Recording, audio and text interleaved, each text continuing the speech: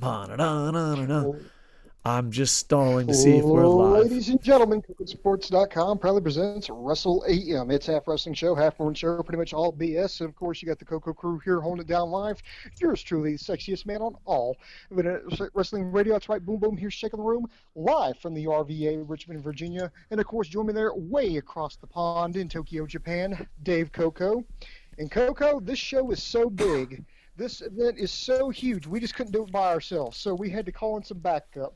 So we had to go all the way up to the Charm City in Baltimore, Maryland, and get our buddy Rassslin Rantin. What is up, gentlemen?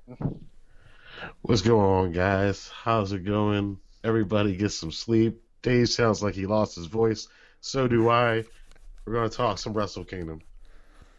Oh, yeah, he got a little winded running from the cops because he tried to kiss Okada on the lips, and they're like, "Hey, you can't do that," and he's like, "Oh shit."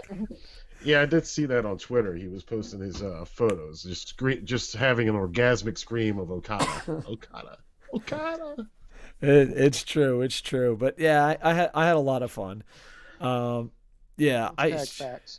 Yeah, it was just fun, and I did a short video, but we're trying to upload it now, so I did it right outside the Tokyo Dome just to keep tradition alive. But yeah, it was a lot of fun, and overall, it's my favorite time of the year. And it's just a celebration of pro wrestling. And I've been a New Japan fan before Wrestle Kingdom 1. I've been going to 1-4 before Wrestle Kingdom 1. I've been to double-digit Wrestle Kingdoms. I think I've only missed 2. And overall, it is my favorite time of the year. And, like, even watching it at the Tokyo Dome, I just felt proud. Like, I was sitting there with Bear Friend. It's their second one.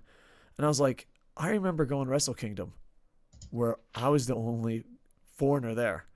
I remember going to Wrestle Kingdom, and people were like, why are we still having this event? They've hit some hard times, and now that they're on top, and they're just, doing amazing things, and, they still have room to grow. But I felt a little bit romantic and a little bit nostalgic. I was like, man, look how much this has grown.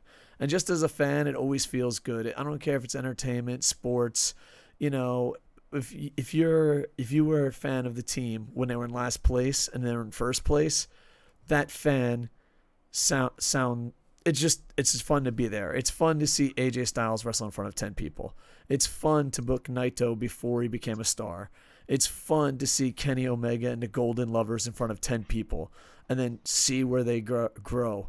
It was just a I don't know. I was a little nostalgic, a little romantic tonight, and I'm really glad I got to go.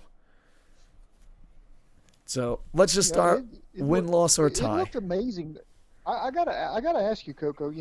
I watched it on New Japan World. I know Wrestling Rantin watched it on New Japan World. How did it look there? How did it feel there in person in the Tokyo Dome? It was really awesome. It was pretty packed.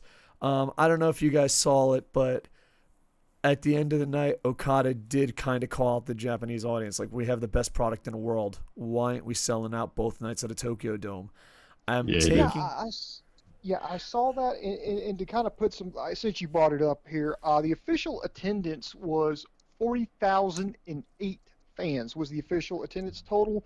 Now, from what I understand, and this is just, I don't know if this is New Japan spin or if this is actually legitimately what happened, but what I had heard was that today they had some seats that had opened up in the outfield, had opened up today, and some of those seats were still vacant. But otherwise, all the other seats until then that were available to be sold were sold. It was packed. It was the most packed I've probably seen it in a while. And, most of the show, it was rocking. And to me, it was a special night. I really enjoyed it. I've only have like 1 or 2 complaints, but I've complained about this one thing for 3 years, and I'm the only guy on YouTube that complains about it, so I must be the only one noticing thousands of people. But we'll talk about the negative later. But yeah, to me, it was an awesome night. All right, so let's start it traditionally, win, loss, or tie. I give it a win, but I do feel like being there live, no matter what the event is, you're kind of more lenient on the event because A, you don't hear commentary, so you're experiencing it live. And B, you also have the atmosphere and the excitement that adds to it. What did you guys think watching it from pay-per-view? Rantin, go ahead. Well, I'm gonna go. The pay-per-view, the pre-show, I have issues with. I have a lot of issues with that pre-show, but the main show itself was a win, about the halfway point. But we have to talk about some of that stuff on that pre-show because, some of that stuff should not be happening at this stage in the game with them being an international company. Yeah, I'm not quite sure what you're talking about, so if you can go into detail more. Well, first off, so that the advertisement on New Japan World and everywhere else is that the show starts at 2 a.m. on the East Coast, whatever, West Coast, whatever time you're in, right? So 2 a.m. Comes. Everybody's like, all right, it's time to go. It's time to go. The little pre-screen plays, and then it goes back to the promotional loop. And we're all like, what happened? And then it's like, oh, the Stardom match is on. They're not putting the Stardom match on New Japan World because of TV rights and issues and everything else. And I'm like, oh, wait a minute. Somebody should have figured this out before, like just now. At 2 a.m., I log on. I want to see a show. And if you've got something, then you should not say at 2 a.m. the show's going to start. Or put that match on earlier than that. That was one issue. The second issue I had was related to the attendance thing. Unbelievable, and I've tweeted this out on Twitter, like, this is the worst thing since Matt Stryker outed the fact that Shinsuke and AJ were leaving at the end of their match on air. You got Gino, Kevin Kelly, and Chris Charlton talking about how New Japan has fudged the numbers for attendance in the past for like a good minute. Like, well, I think this time we're actually going to have a sellout. Like, in the past, like, they really weren't. So I'm like, y'all just said that on air to like the whole world. Okay, all right, well, yeah, those things, that kind of stuff, I think it just seems amateurish. And at this stage, again, they've been doing it. They've been going worldwide for a couple years now. That shouldn't be a thing. Yeah, see, I didn't know about that stuff. That's pretty insane, especially the start. And yeah, it just seems to me, especially most of the English-speaking commentary, especially if it's not the regular crew, they feel like they can just disrespect the product. And I feel that way. Like, even, it just seems every time there's like, we got someone new to do commentary, they're like, this ain't fucking, I don't know. It just seems, they always seem a bit disrespectful or just saying stupid stuff that they wouldn't say for any other company. Well, that shouldn't be an excuse with him because Gino's he's been on there since Don Callis stopped doing them back in, what was that, Dominion. Well, then he's kind of replaced Don Callis. And plus, Rocky Romero is on that team. He's sitting there with them, and I'm like, how are you not like nudging them and going, hey, maybe we shouldn't tell the fans that we've been lying to them the past 3 years about those sellouts? Yeah. And and again, the thing with Stardom, people just explained it to me, and I was like, I don't. And people are like, as you say, sometimes a lot of Western fans are very, very forgiving of anything that New Japan does wrong. Yeah. And I'm like, well, they said it was going to be advertised. It was approximately 2. I'm like, no. If you say something starts at 2 and people tune in at 2 and it's not on, that's a problem. Yeah, that's all I got to say about that. Booms, what did you think about it? First of all, I give the show a win. I think there was some minor stuff on commentary, nothing I'm really going to eat them alive for, at least stuff that you haven't already brought up. But no, it looked like a great atmosphere from where I was sitting. It actually started to look and feel like a Wrestle Kingdom again. So it was definitely a welcome change, and I can't wait to get into this show. All right, and we got a couple live comments. Every couple matches, boom. Let's just stop and read some live comments. I guess since you guys didn't see the Stardom thing, it really was a surprise to the live audience too. So many people missed it because it started earlier than anyone expected. Everyone was in line. And then there was a tweet that basically said, hurry up and get inside the building because we're starting. and people were like, they just looked around. They're like, "Are you for real right now?" The merch line is crazy long. Lij and Liger were the top sellers by far, and the former WWE guys, there was no one in their lines. So I found that to be interesting. But overall, I remember just going, "When does this start, guys?" And people were like, "Oh, we got a while." I'm like, Twitter's telling us to get in there now. So I don't know what the deal is with the Stardom, but being there live was confusing too. There we showed up late, and it just seemed like, some people are busting Stardom's balls, especially me. But it just seemed like the crowd was just being respectful. They weren't over the top. They were just like, "Oh, this is interesting," light claps here and there. So overall, it was, pretty good. Yeah, I should mention in all of this that Mayu Iwatani and Arisa Hoshiki, they beat Hana and Julia. Apparently, Hana and Julia could not get this is according to the tweet from Jim Valley. It was like Hana and Julia could not get along, but I guess the good guys won that one. So I can't really tell you what happened because it just didn't make air. So Koco, I'm completely dependent on you. How was the match? How was it perceived or received by the fans, I should say? Everyone showed up late. Like no one. Everyone thought we still had like an hour. It was like, man, we got an hour till the show starts. We did. And yeah, but I don't know. I just feel like it was not out of place. It was just like, this is different. Let's be respectful. It wasn't like over the top crazy. It was just okay. And I don't know. I felt like instead of a pro wrestling event, it felt like a golf clap. Like, good for the ladies. Now, is there like good job. Is there like this huge chasm between like pro wrestling fans and Joshi fans? Like it's like two totally different worlds. I just see it as it's wrestling. It's just these competitors are women, so I really don't see there's that huge difference. But in Japan, is it perceived different? Like you can be a fan of Joshi, you could be a fan of pro wrestling, but you can't be a fan of both, or they just see them as two separate things. To me. As a guy living here, I feel like it's a WNBA and NBA. It's the same, but it's not. You know what I mean? So some people like it both. Some people like that. So it would be like, I guess, a female and a WNBA team being like, "Hey guys, can we be also part of the NBA finals?" It has that feel to it. But no one was really disrespectful.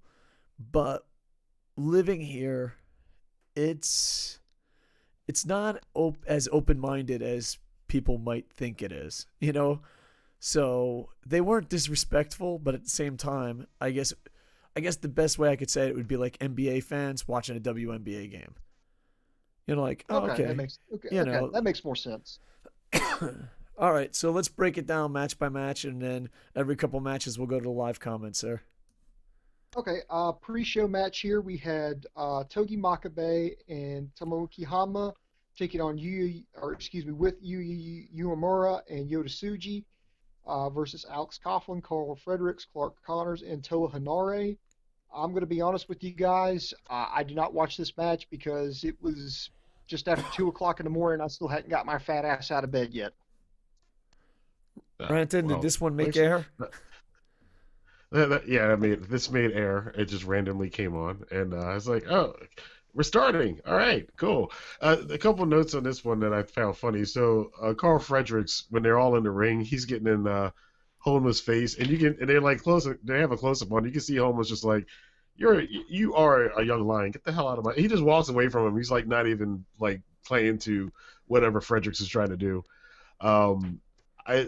They're still playing up the Young Lions LA Dojo versus the Young Lions Tokyo Dojo thing, which is pretty interesting that I think that'll play in the future. I have said that this class from 2019 is probably half of these guys are over already, just being Young Lions. Mm-hmm. So I think they've got a very good class with this group of guys. These are Shibata's kids. Yeah. Hanare himself, the new Hanare, He got rid of, as somebody said, the Pocahontas outfit, which is, I shouldn't say that because it's his heritage, but people called it the Pocahontas outfit. It's, it is what it is. It didn't look good, unfortunately. He's got a more streamlined wrestling gear.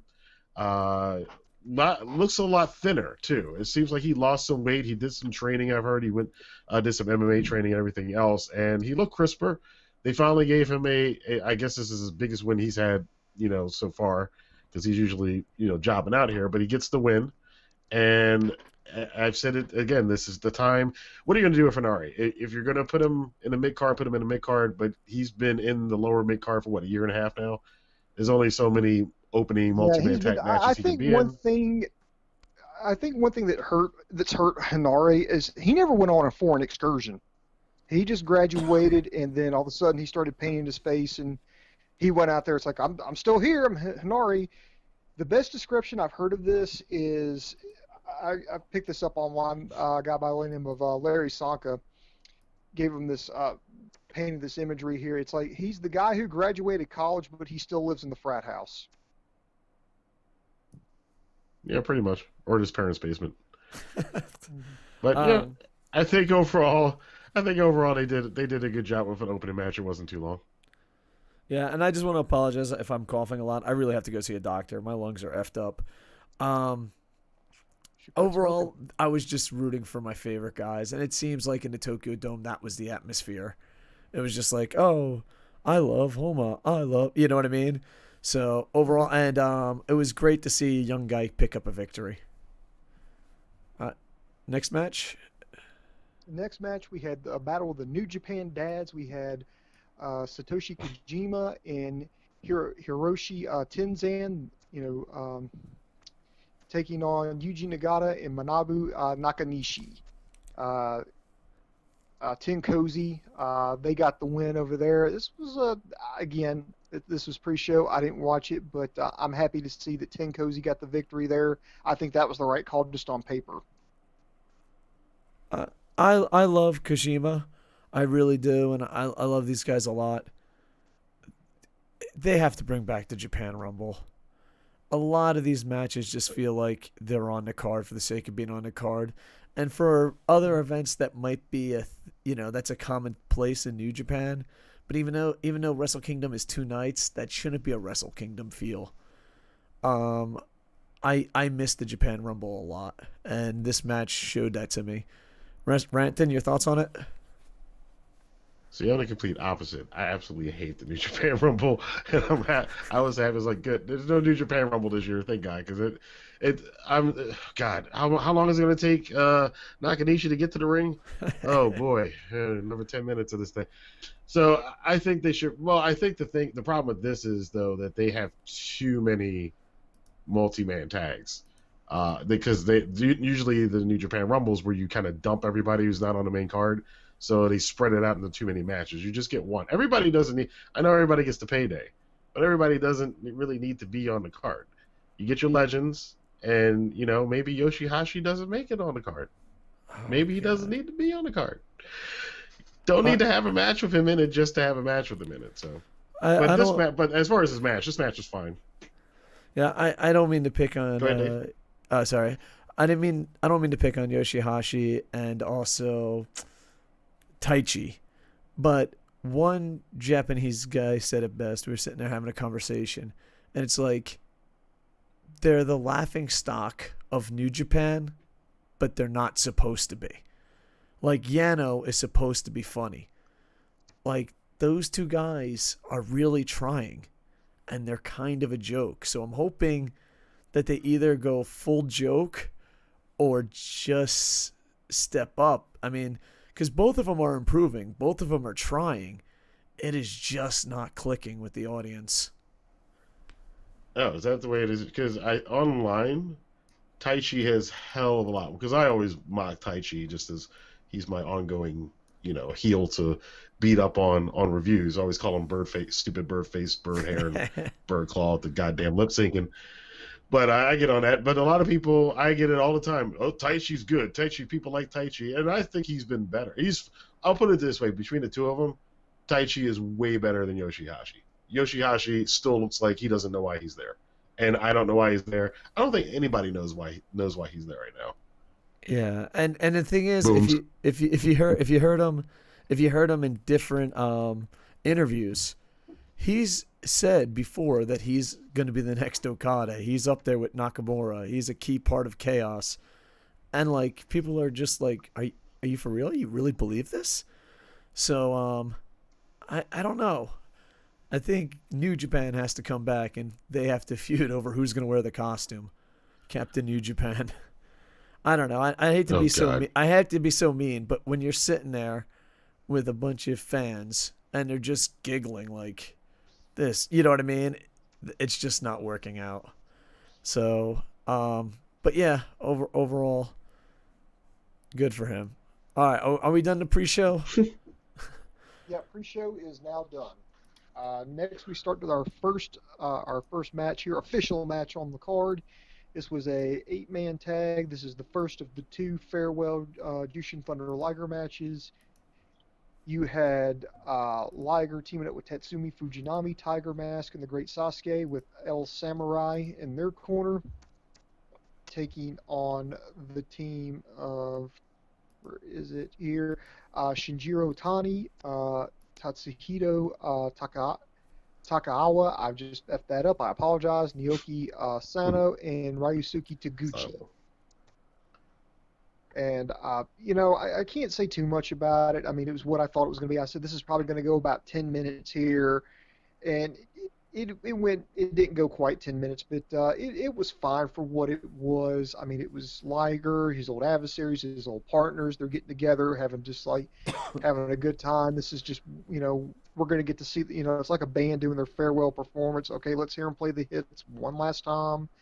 Let's get together, let's have a good time. And they put on a pretty decent show. Everybody got their chance to kind of go out there, do their little spot. The only thing that really shocked me was the fact that Otani, Takaawa, Sano, and Taguchi are the ones who picked up the win. Gucci hit Dodon on Liger, and boom, picks up the win. And I understand why that was done, but but then again, I don't. I know, generally as a legend, you go out, you put somebody else over, you elevate somebody on your way out, you kind of, pull somebody up to your level as you're leaving.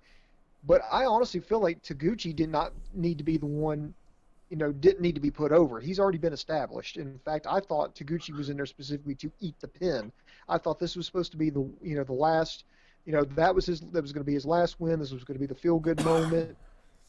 Everybody's going to raise their hands, and and that would just be his last win. That would be a nice thank you. And then he was going to go out to the next night and then put over the younger generation. But no, he wound up eating the pin from Taguchi, so I'm a little shocked on that one. But it was a good match. I enjoyed seeing Tatsumi Fujinami back in there again, the Dragon Screw, the Great Sasuke out there. They even apparently worked out some kind of deal with 0-1 to get, I think it was Otani and Sano out there. It was a lot of fun. I didn't hate the match. I was just kind of disappointed in how it ended. Yeah, this seemed like this is like their Hall of Fame match, which I took it because it was a lot of pomp and circumstance, which I expected. But what was cool to see, one of the cool things about this, especially talking on social media during this happening, is a lot of these guys are the guys that innovated and created a lot of the moves people see today. So you can say, that's the guy that actually made that move. That's the guy that actually, you see everybody doing this. That's the guy that actually invented that move. So that was part of the cool thing. For me personally, the first match I ever saw of Liger was him versus Akira Nogami. I think that was 91. Second match I ever saw, I got a tape, was that bloodbath with Liger and Sano. So it's just me seeing Sano again, and his old ass doing a tope suicida and almost killed himself. That was amazing. That was amazing. I dug that up, and I mean, the old ring announcer, I keep forgetting that guy's name, but the old ring announcer from back in the day, and them doing that old style of ring announcing when after the music's gone, everybody's in the ring and they do the whole, they announce everybody. I thought that was just like a nice they even cool had throwback. one of the former referees in there too. Yeah. So that all that stuff, I like that little. That's the way I would like the Legends matches to be, though. Is just if you're just gonna do it in one match and do it that old style to kind of pay homage to it. And I mean, Taguchi's the only guy who's on the active roster, so I would not be surprised if that was Liger's call for Taguchi to go over on him, because that's how Liger is. But the last point about it, Dave should be happy. He got his Rudy Liger moment. I did get my Rudy Liger moment. I was completely happy, and I'd like to thank everyone on Twitter who mentioned it. Being there live was beyond emotional. You've seen full-grown men with tears in their eyes. First off, they showed the whole year recap, which I thought was done really well, and every entrance of all the wrestlers had something to do with Liger. It was just amazing, and like everyone in the Tokyo Dome, especially the older fans. You know, I've been watching Liger my whole life. Him and Muta were like the people that brought me into Japanese wrestling. His days in WCW, he's traveled the world. He did so many groundbreaking stuff. It's ridiculous. And unlike Tiger Mask, it's been the same guy. The mask hasn't been passed down. It was an emotional night, and that could have been a 1-star match. People had tears in their eyes and respect. And then, of course, Liger fucking put someone over his last, second to last match. They kept saying it last match. They're like, see his last match and tomorrow's match. And I'm like, how are we phrasing this? But it was an emotional fucking moment. And it was just like, and it was so funny too, because like young people are like, what's going on? And old people have tears in their eyes. So there was definitely a generation gap, like there was like, you saw the younger fans like, who the hell are all these old people? And then like the older fans have tears in their eyes. But yeah, it was really great. The only negative is I thought with Liger and all his friends, Liger would be put over, then get the Rudy moment. But of course, Liger didn't have that. I wish the Suzuki match happened here. I just wish. And not only that, but then you see the next match where Suzuki, it's like, come on. To me, this was amazing. And I'm going to crap on booking later. But to crap on booking, you also have to give him mad props. Everyone had fucking tears in their eyes. Everyone was fucking emotional. It was an emotional night. And I was like, dude, who the fuck's going to follow that up? And then LIJ is like, we're heels, but we're also cool. Like, I thought that was the perfect next step. You know what I mean? It got everyone out of, like, everyone was like, oh my God, Liger's gone. This is the fucking saddest, greatest thing ever, And then, bam, out of nowhere, they out of nowhere, they brought in LIJ, and it was just a smooth transition. So I will definitely not be giving props to all the smooth transitions because some of them were rocky as hell. But this was done really, really well. And it was really, really special. And I'm glad I got to be there. I got a Liger last year, and I'm going to be there tomorrow. And I don't know, me just being an older fan, I remember Liger in his prime. Like I was talking to someone, I went with someone, and they were in their 20s. And like they were like, I've never seen Liger in his prime. And I'm like, man, it was just an amazing athlete, for us older fans. A lot of the stuff that fans today love, Liger helped pave the way for that. So overall, really good. The only thing I wish we had that Suzuki moment at the Dome. That would have been really special. Yeah. Gotta give a shout out to Arby's too. Arby's with their Liger paper mache thing that they made up and posted, which was pretty freaking. I don't know if you guys saw that. And Arby's actually posted up a tribute to Liger. Crazy. Yeah, and I like the fact that a lot of people were thanking Liger. It was just so respectful and so great. And I hope more people end their careers like the way he did. So, man, this is such a crazy contrast from over here in the West. Kurt Angle at WrestleMania last year. God, that's and how terrible that is. It's just crazy. Well, Go ahead on Booms. okay. Oh, go ahead. I just wanted to add something. Whoever's next. Good. Well, we'll let Booms go next. I just wanted to add this. The difference between New Japan and WWE, and I've stopped watching WWE, the big difference is New Japan tries and respects what they do.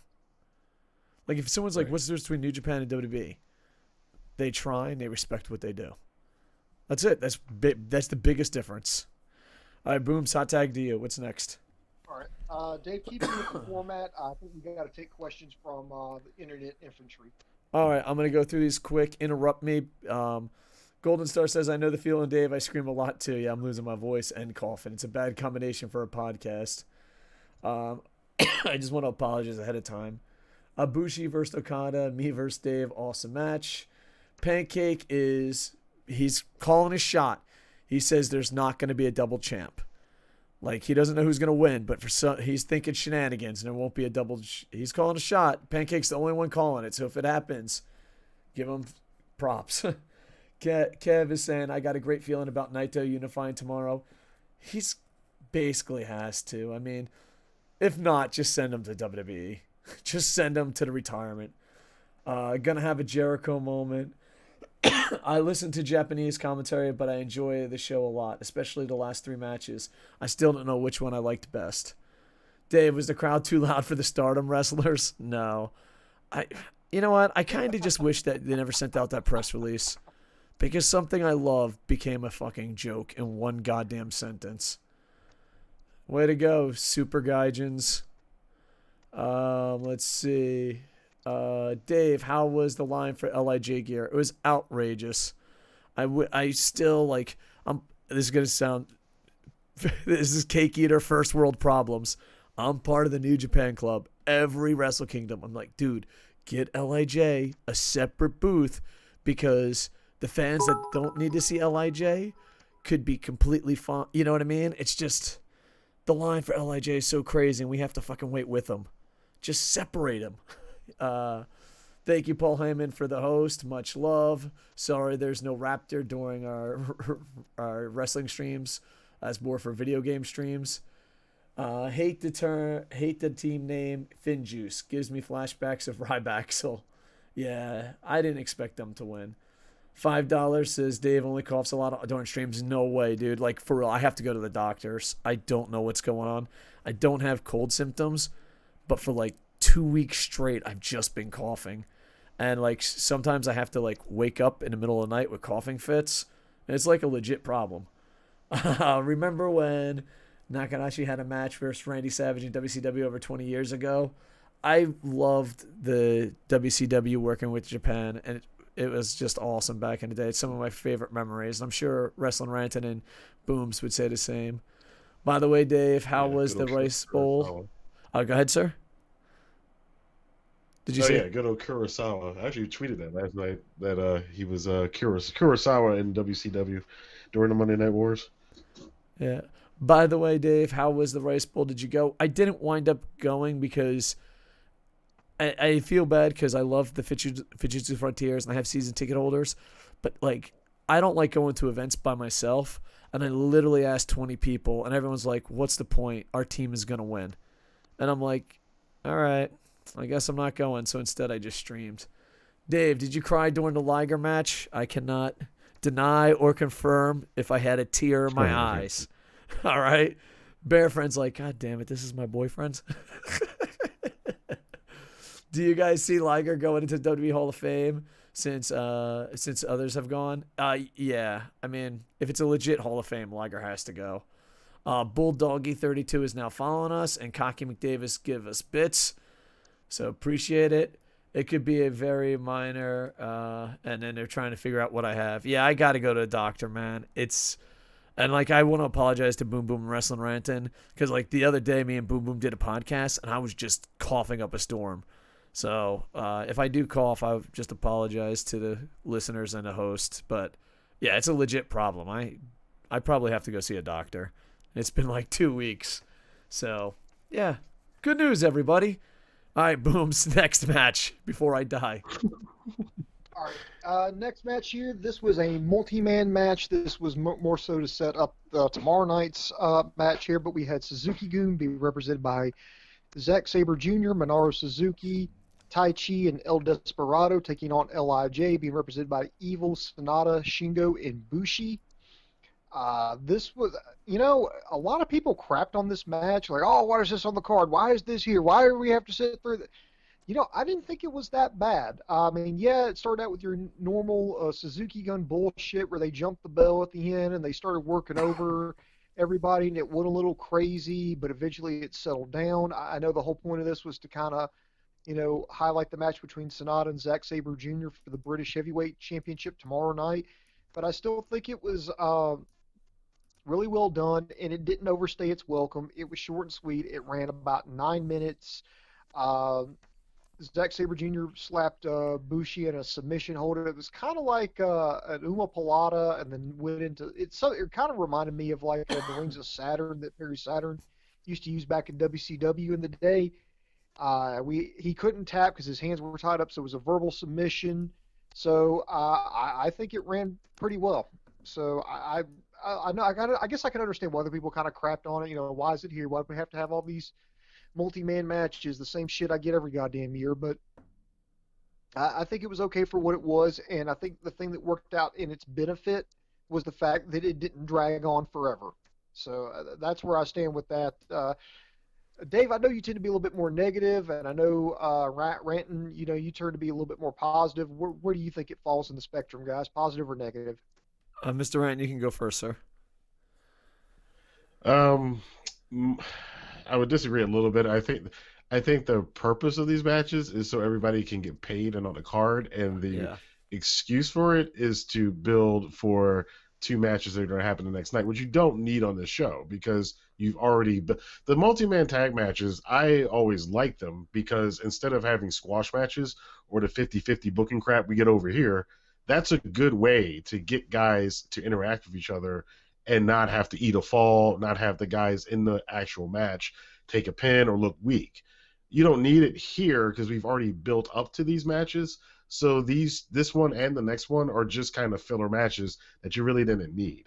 That being said, what Booms did say, it was short, so it didn't overstay its welcome. But I just I probably in this case would rather them have not done this one and the next one because again they weren't needed. I also was a little upset. I still kind of defend it. I just think I can understand everybody's arguments either way. I can totally understand that, and I feel like you got to do some stuff. But I think you kind of have this to get more people on the card. You have faction versus faction action. Haha, say that 3 times really fast. I think another thing that could save them is if they take people like with New Year's Dash, and hopefully I'm not skipping too far ahead, but one of my gripes with New Year's Dash is it's just nothing but multi-man, and I'm thinking, well, why can't you take these guys who were just part of these multi-man matches at Wrestle Kingdom and put them in singles matches at New Year's Dash, so it kind of evens out, so people like Ibushi, Naito, Okada, Ospreay, all these people who practically just killed themselves at Wrestle Kingdom, you could put them in a multi-man match, and then they just do 30 seconds to a minute and whatever, and let other people take up the slack. Whereas people like Shingo Takagi, who's an excellent single star, by the way, but just nothing single on the card, he can have his singles match at New Year's Dash, so that whole card doesn't feel like a waste. It feels like, okay, the guys who didn't get the singles match at Kingdom, they could at least start the new year off on the right foot at New Year's Dash. Well, New Year Dash is to set up the storylines going for the future. That's why that's why those are all multi-man tags, because that's what the multi-man tags are there to do, is to set up the next feuds. Except for last year, which we've talked about that before, why last year there was no big surprise. There was no Suzuki-gun coming out. There was no turns. Everybody knows what happened last year with the Elite and how they didn't book that show for New Year Dash last year. I think we're having a different thing this year. I just think that my point is that if this match and the next match were not on the show, would it matter at all to the Sanada Zack Sabre Jr. match or the Kenta match with Hirooki Goto? I don't think anybody would miss it. And I don't think they really added anything to those matches going in tomorrow. And the only other thing that I was kind of upset about is that, as tradition, all the LAJ guys get their own entrances, but the Suzuki-gun guys, we did not get Minoru Suzuki's theme song. And he looked pissed about it too. And I was like, wait a minute. There's no Kaze ni Nare? Are you serious? Are you serious? I've been practicing. We get Zack Sabre Jr.'s trash music. It's terrible. Go ahead, Dave. Hey, Dave, I got to ask you a question here. Yeah. What was the reception like for Minoru Suzuki? Because I've been hearing the same rumors you guys are hearing, that Suzuki may be on his way out of the company. Okay, one, I wish Suzuki and Liger ended their feud here. I can't stress that enough. Two, people were like actually noticing. And here's the thing, there's a lot of rumors that Suzuki's leaving. I wish New Japan wasn't so petty, because there's rumors and then you can hear the audience go, oh, I guess those rumors are true. The same thing with Kenny. Like, there's rumors like, oh, Kenny Omega and Elite are leaving. Really? You think so? Like, I'm saying the guys that ain't super hooked to their internet, the guys that are just like at the bar talking wrestling, they're passionate fans, but they're not nerds like us. And every time you can actually like hear it, you're like, oh, dude, I heard Kenny's leaving. Really? Nah. Oh, man, they disrespected him. I guess he's leaving. And then the same thing with Suzuki. It was like Omega all over again. You could like hear it through the arena. Like, you hear Suzuki's leaving? Oh, they just disrespected him. I guess he's gone. It's like, even if they're leaving, don't show them signs of disrespect, because you instantly hear the Japanese audience going, oh, I guess he's gone. And even if that's not true, which, by the way, mostly every year it is true, fucking just book the event the way you would book it and then adjust. You're the assholes with the 1-year contract policy. You're the assholes that are petty. You're really ruining a great experience. Suzuki and Liger, if that finish they had was at the Tokyo Dome, dude, not a dry eye.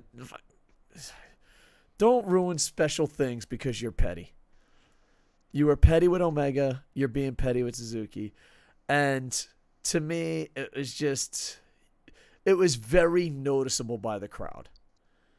It was just noticeable. And it just sucks. Overall, the match, what it was, and I agree with Rassslin Rantin, they shouldn't be building up storylines at Wrestle Kingdom. So, to me, I enjoyed it a lot. They really put Zack Sabre Jr. over, and I'm looking forward to the match tomorrow. But I didn't need this match for me to look forward to that match. All right. The next one, we could say a lot of the same thing. So, boom, boom. Just go through the results real quick. Copy and paste answer. Yeah, it was just pretty much copy and paste here. It was Chaos versus Bullet Club. Boom, are you on the other side of the room? Yeah, Booms, your volume dropped a lot, buddy. Boom, we can't hear you. Oh, sorry. We had Chaos versus Bullet Club.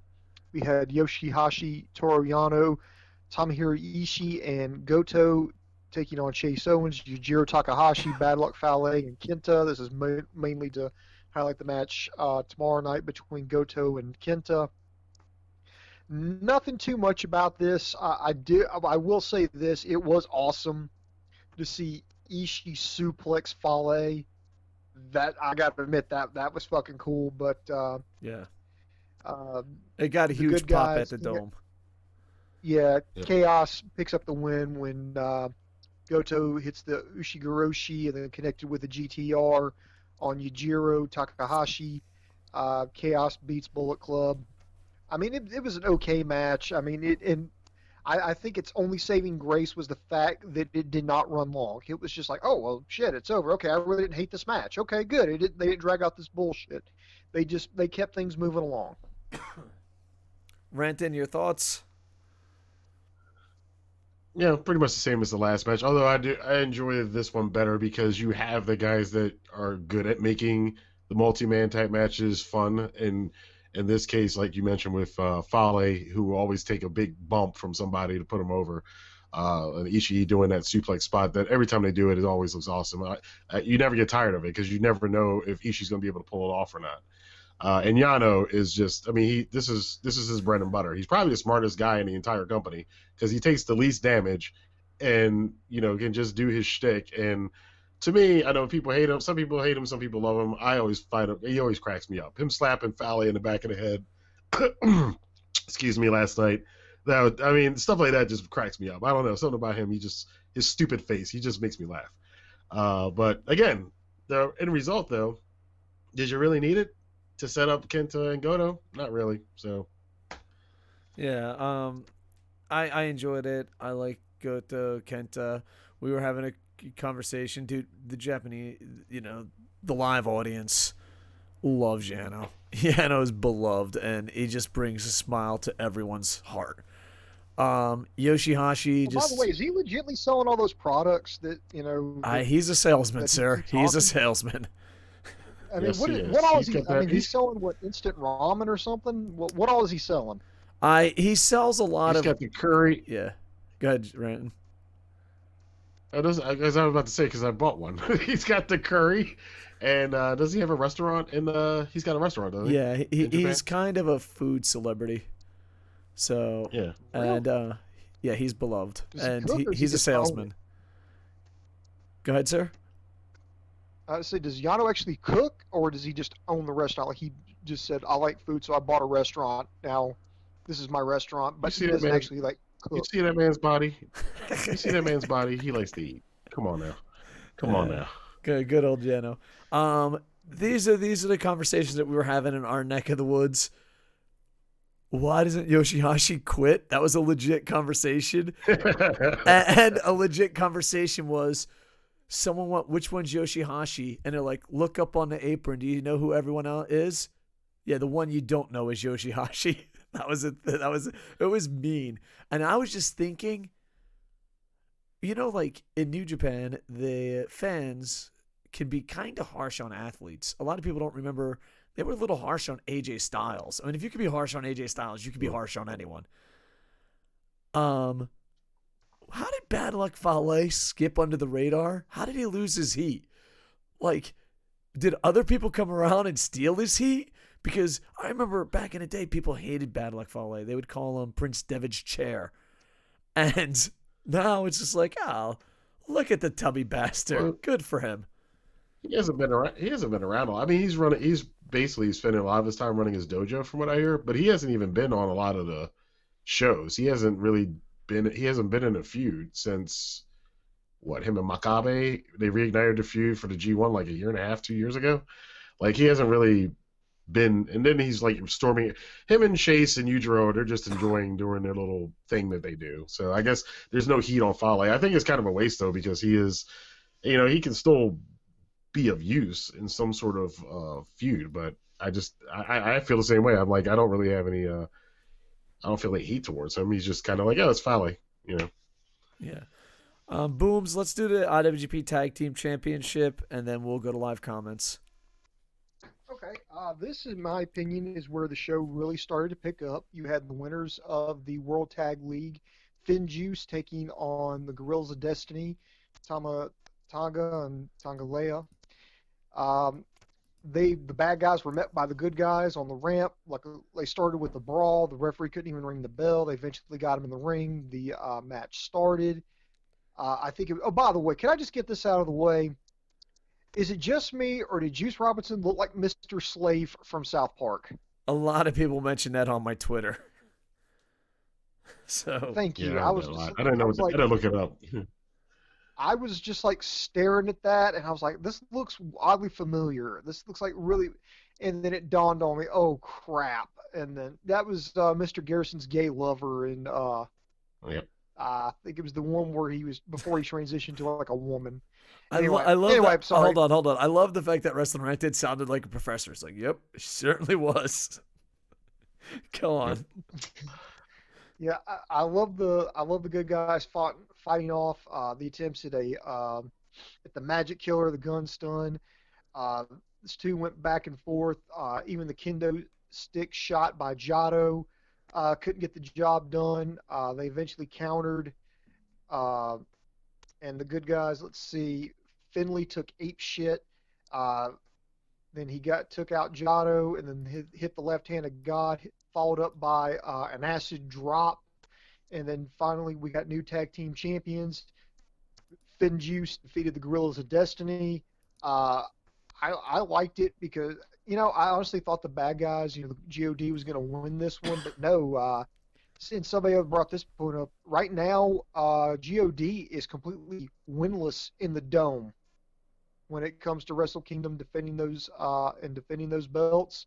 Winless in there, but I think it's good mostly for David Finlay, because Finlay, I think he was one of the never openweight 6-man champions for like a cup of coffee. Hell, I think all three of us have held the never openweight 6-man tag team titles at some point. And I don't know. It's like their version of the 24/7 title. But this is his first major title. And plus, he's coming back from a shoulder injury. And to me, it just looked like a brand new David Finlay. He looked in better shape. He didn't look as pudgy as he normally does. I mean, it's like he really toned up in his off time. Now, I didn't watch the World Tag League, but he seemed a lot more crisp in the ring. It was just, yeah. I mean, I'm sorry. I went there live, and I don't even know if I've seen it. It doesn't count. It was great, and I was pleasantly surprised by seeing Finjuice get the win on this one. So overall, great story. I had a good time watching it. Pleasant surprise at the end. Go good guys.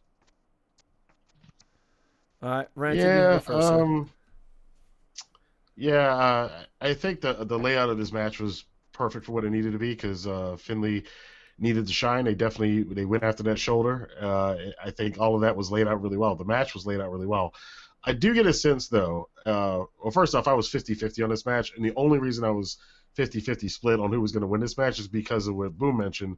The Gorillas had mentioned in the press conferences that they have not won a match at Wrestle Kingdom. So I'm like, well, now that makes me think it's 50-50 between, either them retaining or not. Of course they didn't, so they're still winless at Wrestle Kingdom, and they still have not won World Tag League. I guess it gives them something to do. But I'm getting this feeling, and I may just be overthinking this, but it seems like the Gorillas of Destiny were not tuned into this match at all, from the press conference all the way up until the end of this match. Just like, they were like, all right, I guess this is what we're doing this year, okay. And now, where do they go from now? I mean, they're not going back to the tag titles. I don't see them splitting up. I don't see them leaving. So I don't really know what you do at GOD right now. That's kind of a narrative issue. But on the flip side, this was definitely needed for Finjuice. It was definitely needed for Juice to take the back seat to Finlay in this match, which he did, which was brilliant, because Juice is going to shine tonight or tomorrow or wherever you are. So I thought it was all good. I thought it was good. I liked the ending. And Finjuice is the tag champs. We'll see where it goes. New Japan definitely needs some new legitimate tag teams in their tag team division. Go ahead, Dave. The next thing for the Gorillas of Destiny is they're going to get Enzo Amore, and they're going to fly him to Tonga and give him a geography lesson. Yeah, I heard about that Twitter exchange. First off, it's Bear Friend's favorite wrestler is Juice Robinson. Juice Robinson's beloved. I heard the greatest... Wow, she really does like white boys. Yeah, exactly. I heard the greatest conversation ever, and I retweeted it. They said, oh, it's Juice Robinson and the other guy. And they went, poor other guy. And I was like, oh my God, why didn't I videotape this? That is the greatest conversation ever. I think this is a bad move for the Gorillas of Destiny, because they're like, we're the greatest tag team. We're the greatest tag team. And they're talking shit with other companies.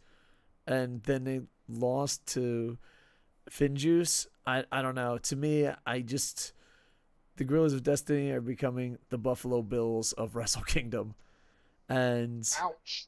I don't think they deserve it. I really don't. Like, how are you going to go on Twitter and be like, we're better than the Briscoes? Didn't you motherfuckers just lose to Finjuice?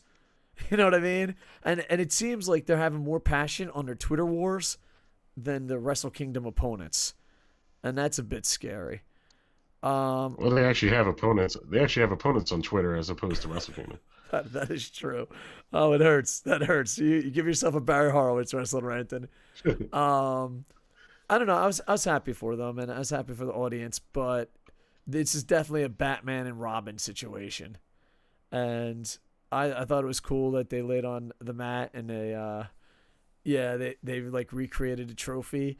And I'm glad that the world, like, I'm trying to get the positives out of the way because I'm kind of in a negative mood about this match, but I'm kind of glad the World Tag League guys did win because, man, does that tournament feel worthless. It just, I go there every year. You said this last time. You said this last time. The World Tag League guys they have won every single year for like 6 years in a row. They always win the tag titles every single year. I guess I just erase it from my memory. I mean, I don't know. Because here's the thing is I go every year. And every year I'm like, why are we still doing this? Like every year I go to the Kawasaki World Tag League. And every year. And I don't think I'm the only one. Like, we're actually in this stadium together. Like, why are we here? Why is this happening? I don't know. Maybe I'm just down. Maybe I don't know. I always feel like... No, it's just... Go ahead, sir. It's just because World Tag League is just not... It's just because World Tag League is not interesting. And, like, even when you see it, you don't remember it. It's just that that tournament is at a bad time of the year. Nobody really cares about it because we're just waiting to get to Wrestle Kingdom. You've already set up everything else. Nobody cares about a 3-week tag tournament. Unless the only way they could make it a little bit better is if they made it a single elimination instead of the round robin, and at least and make it maybe 2 nights. Just do it 1 weekend, 2 nights, and just get it over with, and not drag it out like they do. But anyway, go ahead. And if it was like single elimination, you could then theoretically bring in the Briscoes. You could bring in a tag team from CML. You could bring in a tag team from Rev Pro because if it's just a one-off and they can't stay, boom, they get eliminated first round. Just do it 1 weekend. Elimination. Keep going. Yeah, right. To Exactly. me, the Briscoes... So you're in it, Gato. Go ahead, sir. We solve World Tag League problems. Just make it a 1 weekend, 2-day show, single elimination, get other teams. People might actually give a crap about it next year. Go ahead, Dave. Yeah, and with the Briscoes never being here, the Ring of Honor partnership is worthless. Like, let's just delete it. Jeff Sunday. Oh, that's done. Isn't that done? I don't know. I hope it's done. I thought people said that was... The internet says it's done, but I don't know if it's officially done. But then again, the Briscoes weren't here, so really there's no purpose. All right, Jeff Sunday says, how would you book shenanigans for tomorrow's main event? I wouldn't have any shenanigans. Now that Ibushi's not in the main event, I would just have it where it's a clean finish. I never get tired of Sanada's entrances. Coco? Yeah? The only thing, and this, if you wanted to do shenanigans where there was no double champion and you wanted to swerve everybody, the only thing I could think of is that you go to a 60-minute time limit draw. Both champions would retain their championships. That would be it. Let me tell you something. The Japanese fans that I fucking talk to, they are not buying this double champion bullshit. And if you give them a 60-minute time limit, they would just, I don't know, they would be like, it's over. Let's just fucking go home. Like, you saw the reaction. Like, Okada's like, do you want me to go for double champs? And they're like, That's the attitude. That's the attitude we have at the Dome. Double champ. All right. Because no one considers why would you want a second championship when you're an IWGP champ? And my friend iJapan said it best. Dual and triple champions make sense in different companies. When you're the All Japan champ and a New Japan champ, that makes sense because 2 sets of people say you're the best. Double champ in New Japan's like the same asshole thinks you're great. It's like, what? I don't know. No one's buying double champ. So, like, if it goes 60 minutes... If it was... Go ahead, sir. Yeah, I think if it was to merge the championship, I think it would play a lot better because you're going to get rid of the IC title. So I think they should, but they're not going to do it unless Naito throws it in the toilet. But the problem is there's a lot of merch for that belt, so I don't think it's going to happen. Yeah. I never get tired. This is back to the comments. Golden Star. I never get tired of Sanada's entrance song. I love it. I hope he wins tomorrow. Yeah, he, and Wrestling Rantin, Boom Boom, and others can tell you how much I fucking hate long-term booking because not everyone, but a lot of fans outside of Japan, no matter what happens, they're like, oh, Goto fucking slipped on shit, broke his fucking neck, and fucking fell in a toilet. Long-term booking, this is going to work out. Sanada has just been booked perfectly in this company. Just perfectly. So I look forward to where he's going. Why? Because they didn't give him too much too quick. Exactly. Where's the bunny girl this year? Where was she? She was there with a tattoo. She was there. Yeah, Peter was there. Peter was there. Part of me thinks Can't forget Dave that ass. was the only guy in the Tokyo Dome cheering for Kenta. That's a possibility. He's got heel heat, but the correct heel heat. I was bummed about no Kazina and Nere. I was fully expected to hear Dave in the crowd sing it too perfectly. My Japanese is horrible. Boom Boom's forgot to turn his head while reading his sheet. Kev is fucking beating you up, Boom Boom. He's on you. He's on you, Booms. I can't have fucking notes. No notes for you. You cannot have fucking notes to talk about, review the thing you just watched. How dare you? Bold prediction: Sanada beats Zack Sabre Jr. and Kenta beats Goto. Dave, you should ask Yano to sell OVU gear. I would. Restaurant Yano could take on Curryman. Nice. Jay White took Follow His Heart in Dave's case. Yeah, maybe.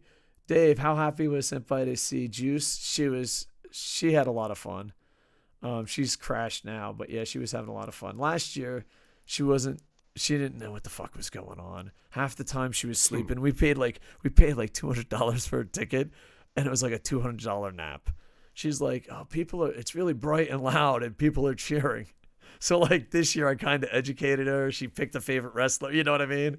I felt bad because she was just like, I paid. Like, it was over $200. We'll just say $200 for the sake of the story. But it was $200, and she's like, what's going on? So now she kind of has a little bit of idea what's going on. I'm pretty sure me, Raptor Man, and Larry have held the 6-man belts. Nice.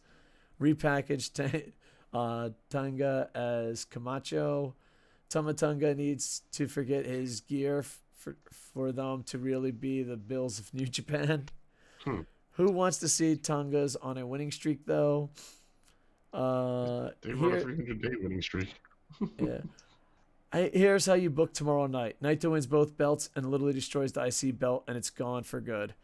I think that's the best result. I just when I go to the merch stand, there's a lot of merch for that belt, and I don't know. I actually have a solution for that. Go ahead, sir. Since they're doing this New Japan over here in the USA and they're torn with that, if people are complaining about it, why not have just like your IWGP United States Championship be one of the main belts over here that's primarily defended and competed for over here in the US. If you think the IC title is too much, why not bring that over here and then bring one of the set of tag titles over here? I mean, I think the U.S. title will. I think that was the plan for the U.S. title all along. Anyway, that's why they invented it. Is eventually they were going to do this and have it be the main title over here. I think the IC title. I've said this before. The IC title. I think they still need it because of guys like Evil, Sanada, and Juice. It's something for them to shoot for them to get into the upper mid card that solidifies that they're there. They're not quite main event yet. They're not IWGP champion, but they can get to the top of the upper mid card. And most of the guys that have held that belt, they've always been in the last 5 guys have been in the big 4. So, and even right now, Naito's in the big 4. So nobody outside of the big 4 has held the IC title since Michael Elgin probably. So, it's a good way to. I think that's something and Elgin that we wasn't want a to bad keep champ for at all. guys I to think. shoot for. And I don't think Elgin. No, but he just wasn't. I'm just saying he was. Yeah, I'm just saying he wasn't in the big 4. He wasn't one of the big 4. He was the last guy I can remember that wasn't like the top guys to hold it. So. All right, Booms. Let's get back to some matches, 2-3 matches, and then we'll get back to live comments. Keep them coming. Yeah, we just mentioned it just a few seconds ago, but the IWGP United States Heavyweight Championship, this one being defended in a Texas Death Match, or a variation of the Texas Death Match, champion Lance Archer versus the returning Jon Moxley. And what can I say, guys? This did not disappoint. These two went balls to the wall. This was brutal. There were chair shots, table spots. Um, there were shots with the garbage can lid. And guys, I'd be remiss if I do not mention, I thought this was actually kind of it was actually kind of scary about how cool it fucking was.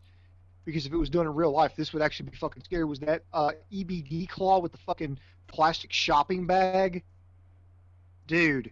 Yeah. Archer, keep that shit in your fucking repertoire, because I could actually see somebody legitimately getting beat with that. I mean, imagine that.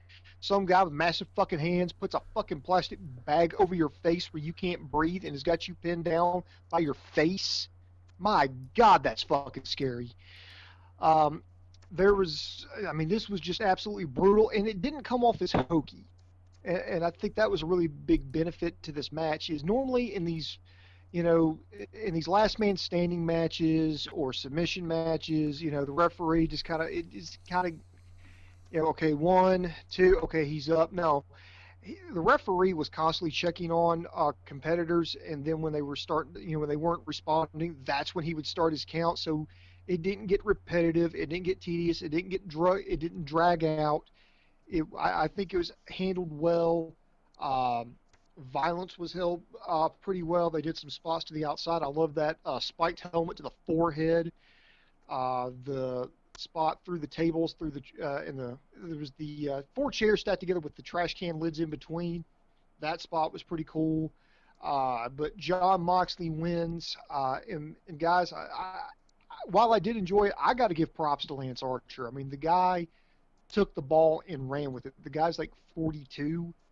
And this guy got handed when Mox couldn't make the show because of the typhoon. He took the ball, ran with it, and made the most of it. Had a hell of a G1 run.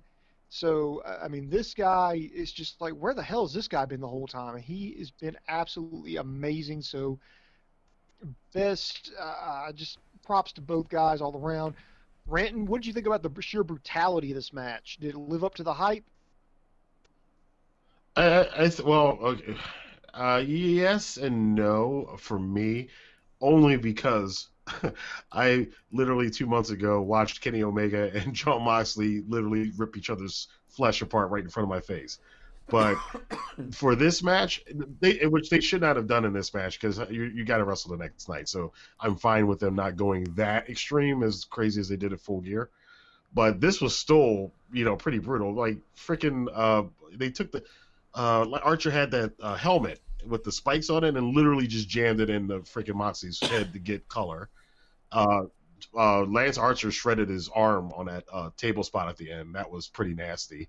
However, I will say, and I think this is only because they haven't worked with each other a lot. There were some noticeable botches. Like there was Archer had missed he messed up like a choke slam at one point, and Moxley was giving some of those Dark Order knees to Archer. You could just see it, like these knees are like 6 inches from Archer. I'm like, oh wow, really? Cameraman, move the camera. We can see that those are not hitting. He flipped and Archer slipped off the top rope. There was one botch that I didn't know. Yeah. It was he was going to do the walk the top rope, but he slipped down, and Mox had the kendo stick in his hand, and he just went with it, and instead of trying to grab his hand. Yeah, he saved it. Back no, he just started clocking him with the kendo stick, and they just moved to the next set.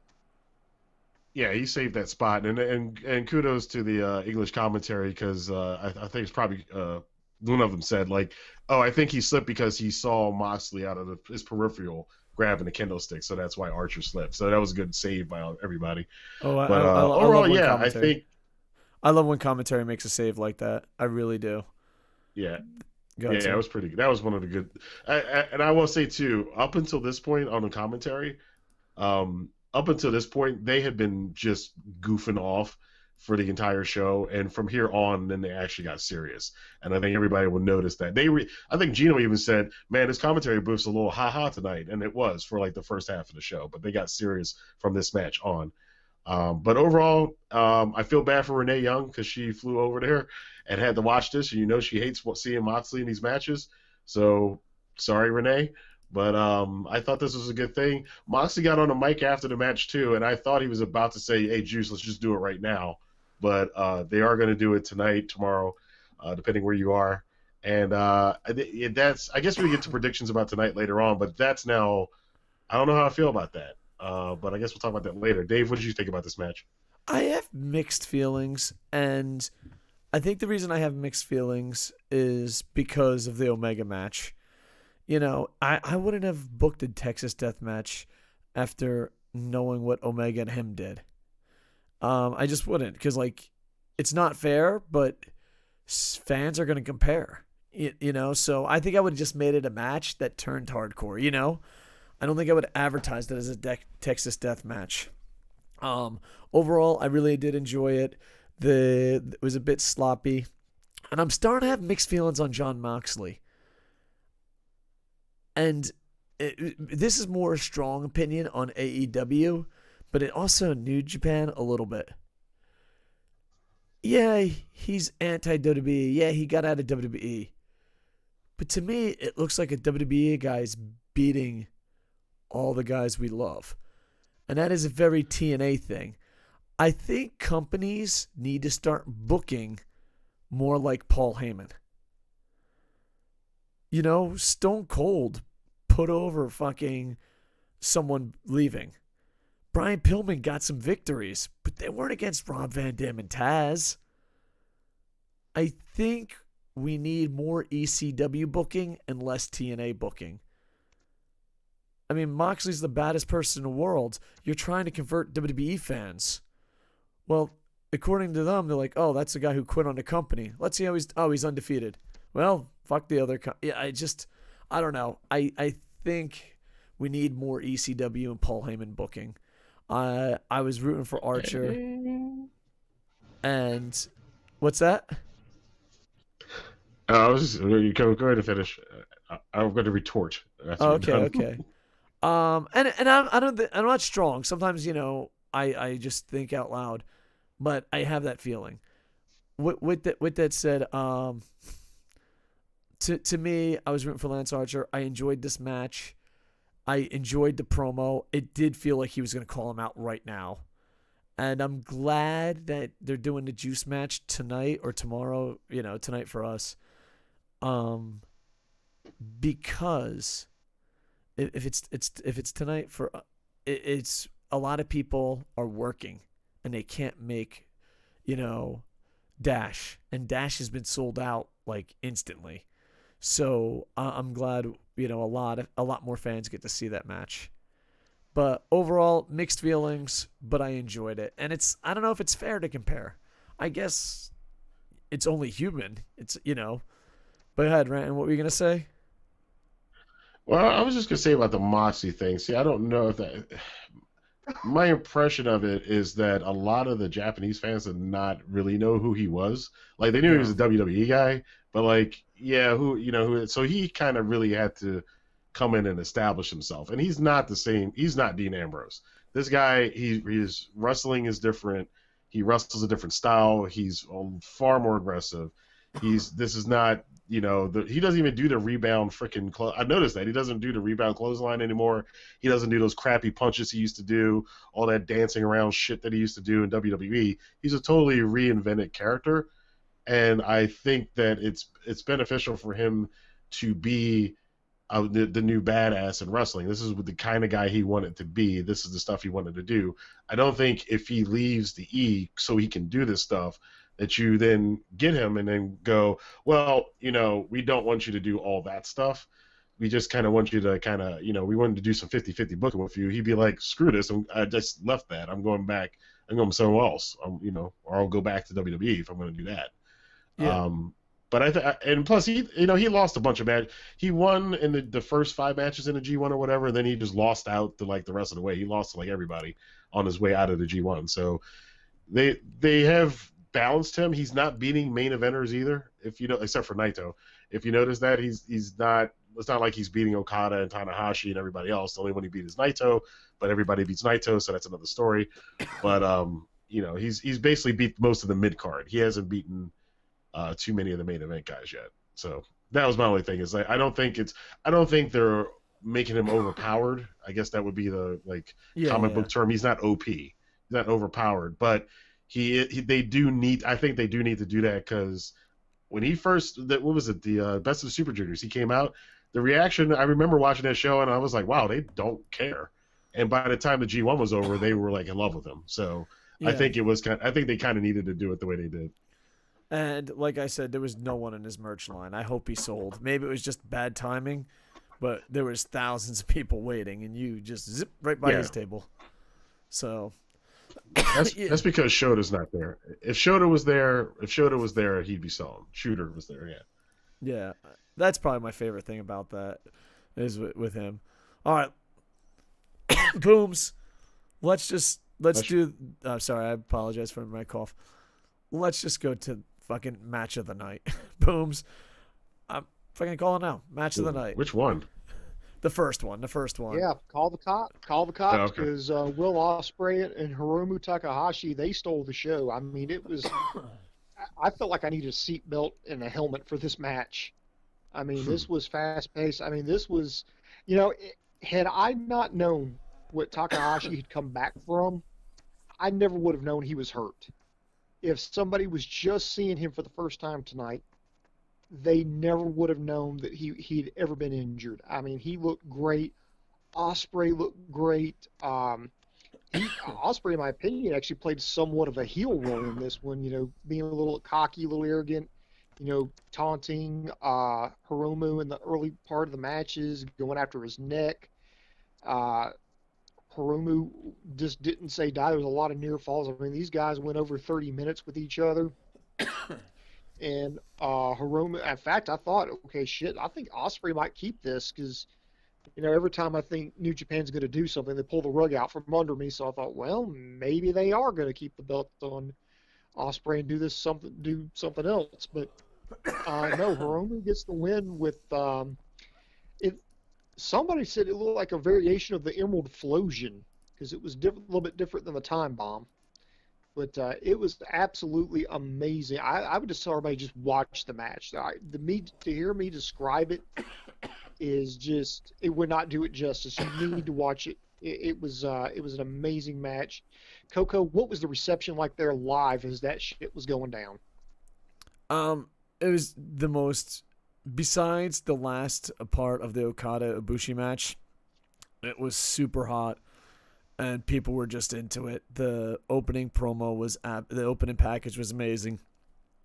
And it was just fast paced. And, I think, I'm sorry, I'm dying. I think what people saw on television and what people saw in the crowd, there was two different reactions. Like, been seeing on Twitter, everyone's like, oh, the fucking 3 matches of the night, 4 matches of the night. No, this was the match of the night. It was hot. It was amazing. People bought into everything. The spots were there. And I do find it interesting that what people saw there live didn't match up with what I was reading on Twitter. But live, this was by far match of the night. And people were just going crazy. And it was the perfect result. And Will Ospreay, I'll tell you what they were chanting on the floor of the Tokyo Dome, Top Gaijin. That's what they were chanting. So I don't know if that's a bit racist, but that's what they were chanting. I think this was booked perfectly, wrestled perfectly, and I put it over like $1 million fucking dollars. Hot tag to you, Rantin. Well, this is what we're here for. We are here for the work rate. We are here for the work rate. So this one, I absolutely love this match. It's between this one and another match later on that they're two different matches, but like for me, it's like both of them kind of were match of the night for me in different ways. This one was crazy because I don't know what the hell. There was that one sequence they had, like I think about 5 or 10 minutes in, where like Ospreay goes out the ring. Hiromu's going. Oh, he does a dive. Hiromu avoids the dive, goes to German him. Ospreay flips over, goes back in. Hiromu flips him back in the ring. Ospreay runs across, leaves back out in the ring. I'm like, what? Do you guys believe in gravity? It's a thing. You can. It's okay to come to the earth every once in a while. I have never seen that before. That is like the craziest sequence I've ever seen before. Absolutely amazing and stunning. I also did not realize how much of Will Ospreay's offense is targeted on the neck because, again, we all know Hiromu's neck was broken, and every single move Ospreay has, I'm like, that hurts the neck. That hurts the neck. That hurts the neck. I did see that he did pull some of his punches, though, because he did, like, one of the drop kicks he kind of missed because you could kind of tell he was pulling back on it a little bit. The hidden blade he didn't pull back on at all, though. That was nasty. That was just, I don't know if Dave, if you saw this in the arena, if it came across the same way, but on TV, they had the camera where you're seeing Hiromu on his knees and Ospreay's behind him, and Ospreay just kind of comes crashing into your screen with the hidden blade, and you hear that right as he does it. That shit was nasty. I was like, that must have hurt big time, but I loved it. The false finishes, they got me twice on this one because usually I'm good at spotting whether or not they're going to do it. They got me twice. I thought the match was over and it didn't. But Hiromu has his new move. It looks nasty. I don't want to see too many people do that move because that is potential for some disaster in the future. We need to stop killing each other on the neck. But it's what these guys do. I'm just glad everybody's safe. They got out of it alive. Hiromu's the new champ. And yeah, Ospreay for me has been a Gaijin ace since basically Best of the Super Juniors. So the fact that everybody's kind of, we've all come around to it now. Ospreay is the Gaijin ace, and it's hands down. So that's what I thought of the match. It was pretty cool. I liked it. It's this 1A, 1B with another match later on tonight for best match for me. All right. Booms, I'm going to go to the live comments, and then we'll do the main events. And then after that, we'll go to live comments, predictions, live comments, wrap it up. Sound cool? Okay. Let me see. And Rantin, thanks for being here, brother. Right. Let me see. Here's how you booked. Oh, we already read that one. Dave, finally got to see a Big Japan match after getting ripped off of that one time. Yeah, dude, I was hustled by just a chubby, cute little old Japanese lady. Hustled. But that's another story for another day. Then which belt becomes the second belt? The IC belt will always be the fucking second belt. I don't know. I'm so romantic against the IWGP title, the world title, the heavyweight title, that like I just fucking believe Okada is a shoot. Like, why would this motherfucker even bother with that title? I don't know. I don't know. It's not even a contest. The IC title is the second by like a zillion times. If they said you can have the IWGP heavyweight title for one day or the IC title for 12 years, that one day is more special. Archer watched that one show where Terry Funk did the plastic bag spot to Ric Flair. I'm still fairly certain that John Moxley broke out of prison and killed Dean Ambrose, his weaker twin brother, and took his place. We got to make that canon. Ospreay is just fucking incredible. That one spot with Suzuki special outside the ring, then back in, that back out nearly made me fall out of my chair. Dude, that was fucking magical. Ospreay should be built up to take Jay's spot. Yeah, without a doubt. I mean, but I've been tooting that horn forever. Can I go first on this one? Because yeah, go right ahead. 3 years straight. I mean, I stopped watching WWE because Roman Reigns broke me, and it's not even Roman Reigns' fault. It's just you got to give up hope. And I was like, when John Cena leaves, it'll be better, and it wasn't. So I just done watching WWE. Like, people ask me about WWE all the time. Like, I don't know, I don't watch. I'm that way with Jay White. This motherfucker kills the Tokyo Dome every fucking year. It's utterly ridiculous. It's got to the point now I don't even want to critique his matches. At the G1 finals, he was amazing. Okada, Madison Square Garden, passable. But he fucking fails at the Kingdom shows. And maybe on television this was a lot better. This was the ultimate piss break match. No one fucking cared. Not a fucking soul. And someone said it best. They were booing him because he kept rolling out of the ring. And fucking some Japanese guy in perfect fucking English. Japanese guys don't heckle. Of course. Japanese said it best. That is the only way you can get a reaction. I did not enjoy it, but it's got to the point where now my review is, it's not my cup of tea. If you enjoyed it, that's you. I did not. And I don't want to be the guy that keeps... Because the G1 was amazing. I mean, he's in shape. There's the most positive thing. Good God, is he in shape. Everything else, it's not my cup of tea. There. I've said my piece. Booms to you. Well, to me, of course, we're talking about the match for the IWGP Intercontinental Championship. Jay White defending against Tetsuya Naito. Some people kind of crapped on this. The match wasn't that great. I didn't think it was bad. I enjoyed it, actually. I got nervous a couple of spots in there.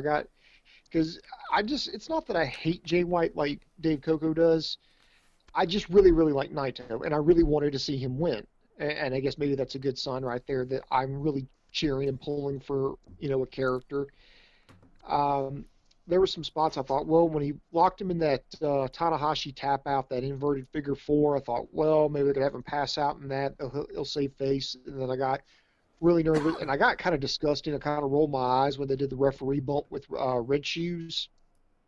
And I was like, oh, shit, here we go. Here comes half the fucking Bullet Club. And no, they did keep it to just Ghetto, and there was low blows. There was a chair shot to the forehead, and I thought, okay, here we go. This is the out for the good guy. No, he kicked out. He made his comeback, hit Gloria. They teased the Blade Runner. I thought, oh, God, don't tell me he's going to walk right into the fucking Blade Runner. But no, he squirmed out of that, hit Destino, finished off Jay White, and Tetsuya Naito wins the Intercontinental Championship. Yeah, I do think it was a little long, but I don't think it was as bad as some people are making it out to be. I was entertained by it. I was glued to my TV on that one because, again, I really wanted Naito to win. And I thought, well, are they going to screw him out of it this year? How are they going to screw him out of it this year? Are they going to screw him out of it this year? And luckily, I was pleasantly surprised that he gets the win. Otherwise, we're going to have to spread out the hashtag Hugalos. So I enjoyed it. Now, Rantin, are you hearing the same things I was hearing? Or, did you enjoy it? Or am I just being biased? I really enjoyed the match, but I don't think other people, from what I'm reading, weren't as high on it as I was. People get... This is just the thing with me and some people. Sometimes people get bugs up their asses about everything being the same. And also you have to give the match that it followed and the match that it was coming up before. A lot of people tend to do match comparisons like that, and Jay White and Naito is not going to be like Hiromu and Will Ospreay. So coming after that match, this is a different tone. But the tone that it was, this is a character building match. The whole point of this match is we all know that everybody is worried that Naito is going to lose. Naito, in his promos and that interview and all this stuff, he looks like the saddest dude in the world carrying around that baseball bat. Like, I was going to quit. My knees are busted up. They sold it. They told that story throughout the whole freaking weekend so far. Like, Naito's just at the end of his rope. If he doesn't do it now, he's done, And then you got Jay White, who's just a giant asshole. And the whole thing is that he's supposed to be doing his heel stuff, and, he's going to do his heel stuff. He's going to cheat. Gato's going to do his bullshit, whatever. I think it was a good match for what it was. The only thing I think is it was probably 10 minutes too long. I think you could have done this match in about 15 minutes, and it would have been a lot better. They just dragged it out a little bit too long. I'm not sure why they did that, but it is what it is. But as a character match and not a high spot match. Maybe, but I would have. If you know that, see, this is the problem with that. If you know that this match is not going to be, tit for tat, two of the best going against each other, or if it's not going to be a high spot thing, if this is just basically character, we like that character, and then this other character we don't like, and we're afraid that the character we do like is not going to win. because we have all this history with them, with both of those characters, one winning when we don't want them to win, and the other one not winning when we do want them to win. Just work with that, and you don't need to do that for 25 minutes. You can do that in 15 minutes and get it done. I think the idea was good. I just think it was too long. But I like the way they did this match. I like the whole thing with the setup with Jay White being Jay White and being the jackass that he is. And this is something they stumbled into, and we'll probably get into it as the rest of this weekend goes on. But this whole scenario with Naito and with Jay White and the whole stuff over the last year or so, it's a situation where, you know, people have their different ideas about it. I always go back to, well, I don't really see what else they could have done to get anywhere better than what they got. I think they made the best out of what they had, and they did the best with it. And, you know, I know Dave doesn't like Jay White. I feel like he's now more than last year. I think he's a legitimate star. I can agree with main that. event star now. I can agree. He's I just don't think this is his best. Yeah, I don't think this is his best performance. But again, I think that's just because the match was 10 minutes too long. Yeah, If this match was 15 minutes long, it probably would have been fine. And one positive thing: Naito's entrance was beyond amazing. Oh, that was awesome. And leading into the next thing, and this is more of a booking thing. I'm willing to admit, you know, it's got to the point now where it's like I may never like this guy. It's not for me. I don't want to fucking rag on him, but I will rag on the booking. You don't run a Jay White character type match and then follow it up with a slow burn. Like, there had to be a quick match in there somewhere. You know what I mean? Like, to me, Jay White kills Tokyo Dome every year. He kills it, and then Okada and Ibushi go out there, and they're like, hey, guys, fucking, it's us. Cheer for us. It's like, yeah, it was just, I don't know. I gave him mad props from the Liger to the LIJ, but the opposite here. It was just, you had to put something in between there. But yeah, it probably would have been better if they couldn't do it because it's the semi-main. It had to be the semi-main. But I think if it didn't have to be the semi-main, if this match came before and Ospreay and Hiromu came after this match, it probably would have been, the pacing would have been better for the card. I agree with that. You know, it's the Gold Rush, so they kind of had to do it semi-main. But you know, nothing can be perfect. All right, Booms. Let's talk about the most perfect human being ever, Okada. I'm just kidding. Go ahead, Booms. There we go. I was wondering where that was coming. Now, here we go. Main event time. It was IWGP Heavyweight Champion Kazuchika Okada defending his championship against the winner of the 2019 G1 Climax Tournament, Kota Ibushi. And boys and girls, these guys did not disappoint. These two went right around fucking like 40 minutes, hard-hitting action. My personal favorite is when the switch got flipped on Ibushi. I love that. He started getting more brutal. He started, I dare you say, they teased maybe like a future heel turn or something with him because, I mean, he was just straight up punching Okada in the face. He got admonished by the referee. Couldn't quite put him away with the Kamigoye. Walked right into a Rainmaker. I love that he just kept bouncing back from it. These two put it all out on the line. They delivered, but in the end, Okada a little too much, beating Kota Ibushi. Now the G1 Climax winner is now 1-7. I think he's 1-8. 1-8 now against the champion at Wrestle Kingdom. So, wow, just absolutely just a match that took my breath away. I had a great time watching this. My prediction was that Okada was going to win it, and other people were like, no, it's time for Ibushi. Now's the perfect time. Guys, I'll start with you, Rantin. I mean, you watched the same thing I watched. I felt like they delivered. You know, what do you think about, you know, how they presented the match and possible potential heel turn in the future? Well, first off, everybody who's questioning this stuff, guys, this is Naito's story. It's Naito. I've been saying this for 6 months. Stop thinking that other people are going to do it. It's going to be Okada and Naito. Rule of 3. Gato's booking is predictable as shit. Anyway, we just know this is going to happen. We've seen it before. This match, I think Dave's point earlier was good. I didn't think about this until he said it. This match starting off as a slow burn following the prior match was a bit of a air let out of the ball, because I was like ready for this match, and then it's like the first 5 minutes is like headlocks and reversals. I was like, all right, well, I know this is like Okada style, but okay, I don't know. Then they got into it, and it built and built and built and built and built, and this is a classic Okada style of match. I absolutely loved it. By the way, Super Saiyan Okada coming out with that entrance was fan-freaking-tastic. He came out in all white, and it was neon glowing in the dark. I had said this last year. I said they should have done this last year, maybe. Probably. Well, I like that they did it now. Like when he was going away from the red balloon Okada, that he would come back maybe not as...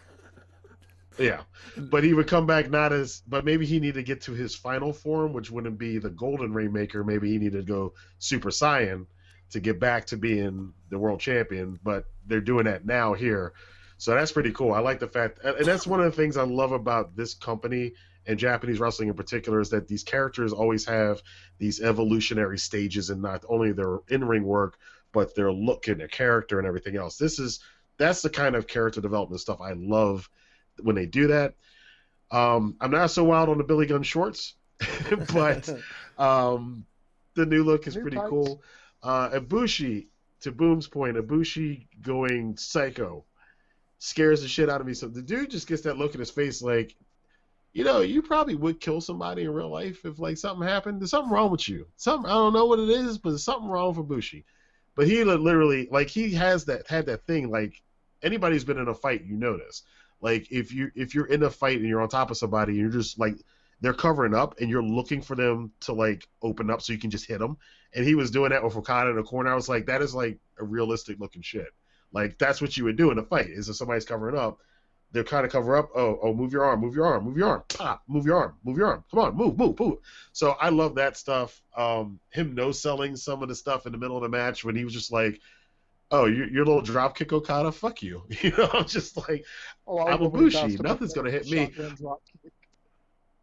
Oh, and then he like dusted off his nose like, I ain't even sweating this. I was like, yo, Ibushi is crazy. I love that. Like, he just like, I'm not even sweating your moves, Okada. That was insane. But of course, that also plays into Okada being the master strategist, and he will just persevere and persevere. He will keep going at you.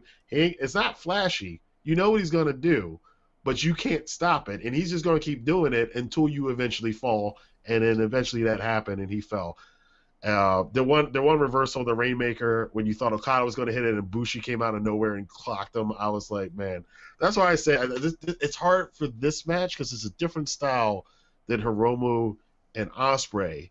But I love this style too. And in the end, I think the ending I liked a little bit more than the Hiromu one because it was a little less predictable. So it's hard. Like I say, they're 1A and 1B. This is also a match of the night for me. But I understand some people might not like it as much as the Ospreay one because of the slow start, the slow burn. But yeah, this was a great way. I thought it was a great way to end it. And then, of course, they did the obligatory confrontation with him and Naito after the match, and we set up. I like the fact that they referenced 2 years ago, and they referenced the fact that this again, rule of 3. It's going to be Okada and Naito next night. So, Dave, what did you think about this? Okada's your boy. You literally had an orgasm on Twitter. We saw it when Okada won his match. So, what did you think about this? I enjoyed it. I think the slow burn was a huge mistake. That crowd was dead until Ibushi started no-selling. Like, and you could tell, I don't know if it showed on television, but you could tell they were waiting for the audience to pick up. And there was nothing, But once they got to, I'm not going to sell your move, you're not going to sell, you know what I mean? Then it got that, and then the last 10 plus minutes, that place was fucking rocking. It was just amazing. And it was two beloved athletes being cheered. Like, for every Ibushi, there was an Okada. It was a great feeling. I just wish, because I was out of it, so I'm part of the problem. I just wish the Tokyo Dome was more into it. But yeah, but at the end, it was amazing. It was exciting, and people were just happy and high-fiving. I enjoyed it a lot. And even though I'm a super fanboy, and I agree with what Ranting's saying, and I agree that Naito should win. I believe Naito's going to win. Everything points to that, but I don't think it's as much of a lock, or in the Japanese media, they're not showing it as a lock. You know what I mean? They're doing a really good job in the local media to make it not look like a lock. You know what I mean? I think which they absolutely should. Yeah, they absolutely should do it that way. And I think I wouldn't be completely shocked if Okada does win, but at the end of the day, Naito needs to win this. He deserves it. He did everything right. I just hope Naito brings a little bit of the Stardust genius in him, and I'm excited for this match, and I will be going crazy rooting for Okada, but there's a part of me that's like, these Lost fans deserve this. You know what I mean? Like, I'll be one of those guys cheering like crazy for Okada, but then like be like, I'm sorry. I'm so sorry. You know what I mean? So, yeah, I mean, I think Naito's going to win, but New Japan is doing a great job locally convincing people it's Okada's match, So it's Naito's going to win, but I think it's closer to Okada winning than people think, if that makes sense. Well, they did a good job setting up too. Naito's got the knee injury going in for after that. That's another part I forgot to mention about the Jay White match, which is why I liked it. Is it set up something for the next night that Naito's going in with a bum knee against Okada. So I want to point that out too. We're going to go live comments, and then we'll probably do quick predictions, because this went a little bit long, but it is Wrestle Kingdom Night 1. Ospreay, we already read that one. I enjoyed the Naito J match, mostly because because knowing New Japan, I was legit nervous that Naito wouldn't win. And I was just beyond happy when Naito did. I almost wanted to punch my computer screen when Jay did the Tranquilo pose. And I like Jay, but I wanted him to lose so badly. Dave, why don't you like Jay White? It's not like you never done a 55-minute video explaining why. Dude, that was so... I like the video. B, I'm whatever, dude. I stick by my guns. I stick by those statements. I believe, history is going to be on my side. With that said, you have no idea how many people are like, why don't you like him? Like, what do you mean? Like, I understand if you disagree, but if the question's why, it's like, yeah. I don't know. I think it was because, like, I was, like, the old school New Japan guy in a lot of people's eyes. And then I was like, this is horrible. And they're like, they couldn't compute it. They're like, but why?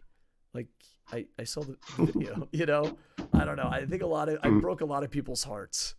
But, sometimes you can love a product and disagree with it.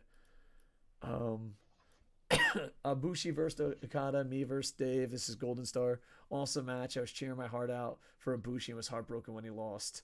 Yeah, the part of me, I thought Ibushi should win, even though, you couldn't hear it by my voice, but still. I like Okada, by the way, but I just cheer for Ibushi. Okada kicking out of the Bumaye. Sorry about that. At one got me too, yeah. And I'm like, but the spot that Nakamura did was so much smoother and better. Like, there's a part of me that, like, watching this match, because Nakamura, rest in peace, he's retired. I forgot how great he was.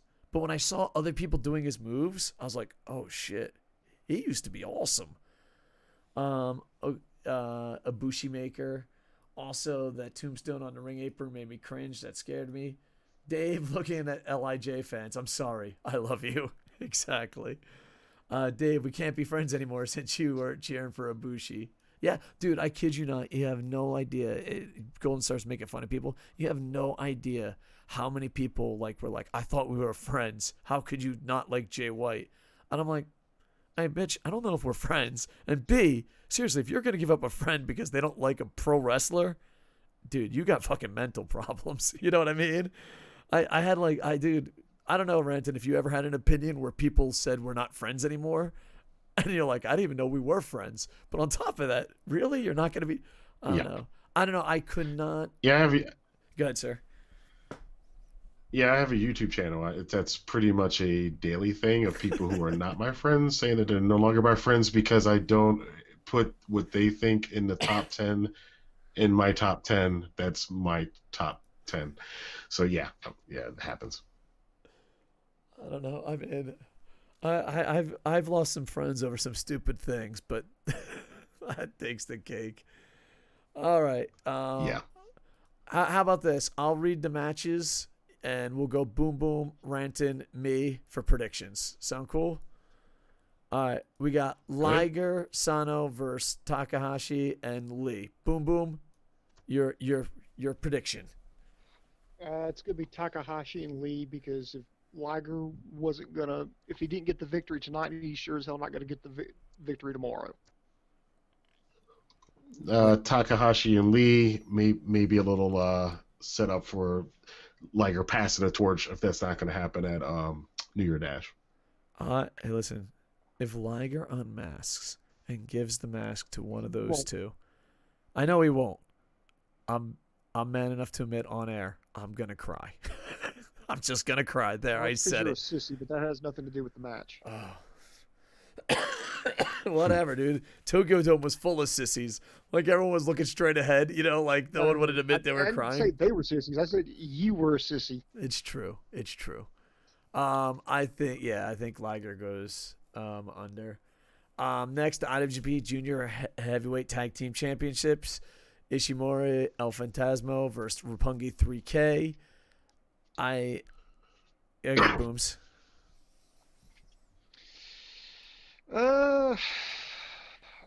Looking at it now, I think I might have to change up my prediction. Well, you know what? I think it might still be Bullet Club just because, Roppongi 3K wins it, so what? All right. Rantin? Okay. They may split up Show and Yo. And when I say split them up, I don't mean not make them Roppongi 3K. I just mean just push them more so as single stars, especially after their Best of the Super Juniors run. So I think if that's going to be the case, I think they'll keep the championships on Bullet Club. Nah, you got to it's Roppongi 3K because they are the junior tag division. Plus, Hiromu's junior champion now. You want Ishimori or El Phantasmo as being his challengers right out the gate. They're the two top heel junior heavyweights in New Japan. Hiromu's the champion. You got to give him somebody to wrestle against. I'll pick Roppongi. I'm going to pick Roppongi 3K because they are the division. I think separately they wouldn't be stars yet. And on top of that, I'm going to give a shout out to Andy Paps, old school member of the Internet Infantry. According to Andy Paps, that's who the Bullet Club never wins at Wrestle Kingdom. That's what Andy Paps says. So I'm going to put this is the Andy Paps lock of the week. Roppongi 3K wins. That is true. That is true. Chris, they were running down their win-loss records for Bullet Club on the last night on English commentary, and like everybody was like 1-9 or something. Like Fale's like 1-9 at Wrestle Kingdom or something like that. Hard times. Next, you got the British Heavyweight Championship. Zack Sabre Jr. champion versus Sanada. Booms. Sanada, it's time. It's time to do something with them. I mean, yeah, you can look good in all the matches against Okada you want, maybe even get like a win at the G1 tournament. But he's like 1-8, 1-7, something like that against Okada. He's done the whole tag team, championship thing with Evil to death. If you're not going to move him up to the Intercontinental Championship, I think this is the perfect place to establish him as a single star. as somebody to be reckoned with, somebody who's ready to take the next step, and I think he's going to win it from Zack Sabre Jr.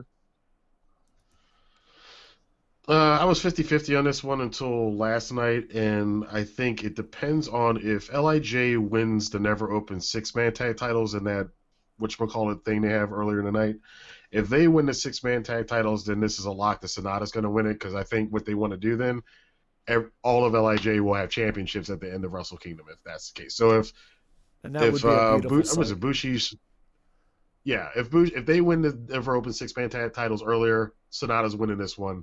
So and they all have the championship. So that's where it is. It's about I'm like 90% Sanada right now, but it depends. This is my lock. It's Sanada. And not only that, because it also helps. The British Heavyweight Championship changing hands on such a big event helps because it's part of the history. And then Zack Sabre Jr. or is there anyone not under WWE contract in England?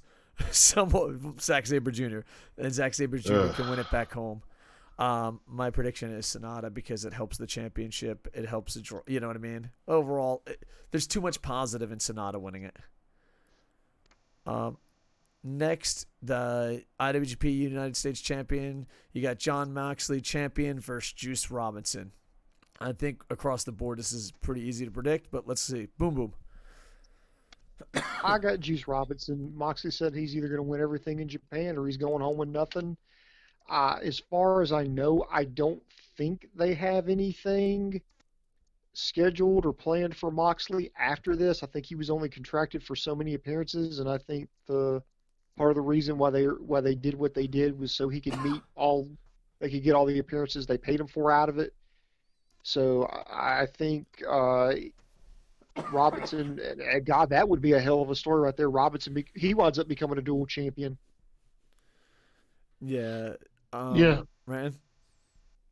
I go with Juice, but I mean Moxley's already said that he loves New Japan and he's definitely going back. So this is not the end of Moxley there because he's flat out said that he's coming back as much as he can. But I think this is just to wrap up the Juice Moxley storyline that kind of got short circuited because of the typhoon. So it makes sense. I just wonder how brutal a match is going to be because their first two were brutal. And this could be kind of crazy tonight too. Remember the first time Moxley bit a chunk of Juice's eyebrow out, so who knows what the hell's going to happen. But I got it on Juice barely winning over Moxley. All right. I got Juice winning. It'll be the first double champ, and yeah, pretty much it. I mean, Juice has to win. I had other points, but that's it. Juice has to win. But no, this is what I want to say. First, double champ Juice Robinson. Second, how hard is Moxley working compared to Jericho? Moxley's live at AEW and then works both nights. Jericho just throws him by a car videotaped way earlier. He's in Japan earlier and only has one match.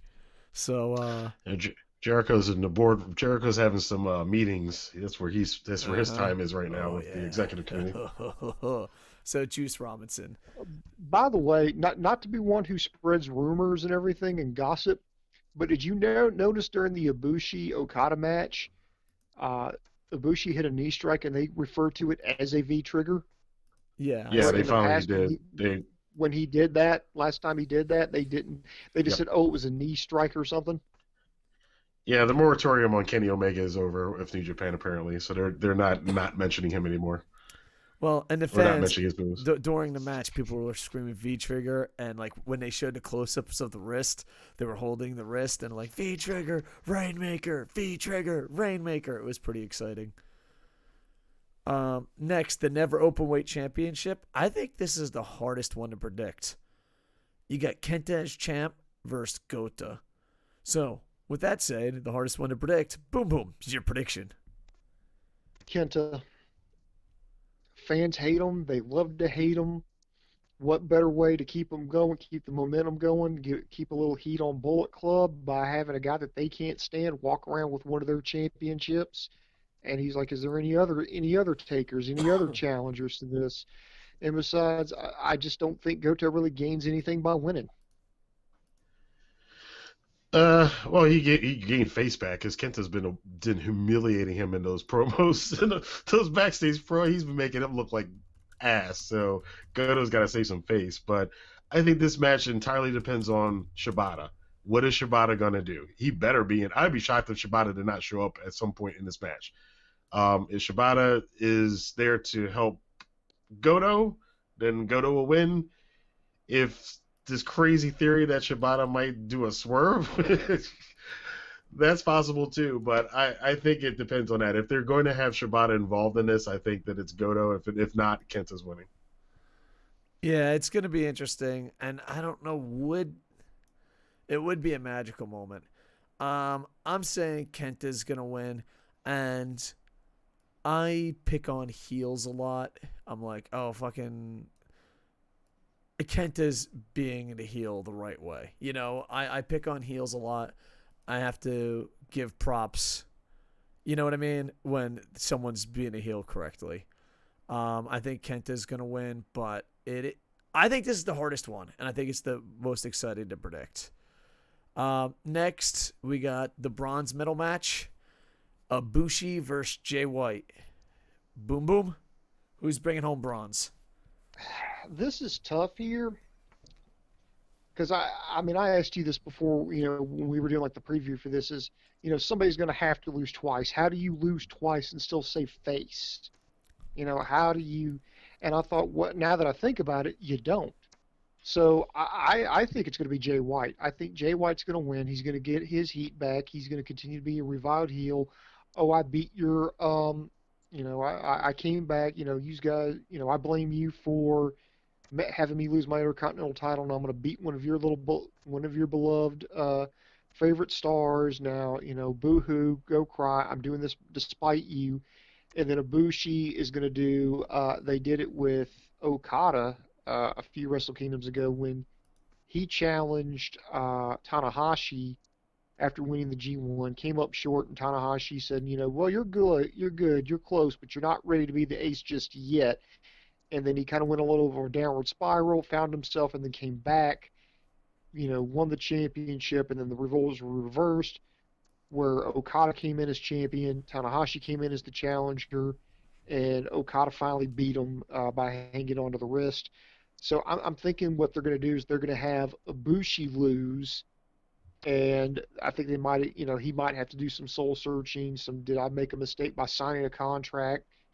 Do some soul searching, maybe find like that dark side of himself, that killer instinct, and then he's going to try to make some kind of comeback. Because as Rantin said, you know, sometimes Ghetto's booking can be a little predictable, and this sounds very eerily similar to what happened with Okada a few years back. Yeah, this is standard storyline tropes. You know, you take your heroes, you build them up, you take them up, and then they reach a certain height, and then you have to send them all the way down in order for them to build themselves back up again. It's the Phoenix story. I mean, it's a brilliant story because it works, because it keeps your characters fresh, and then they can reinvent themselves over and over again, and they never get tired.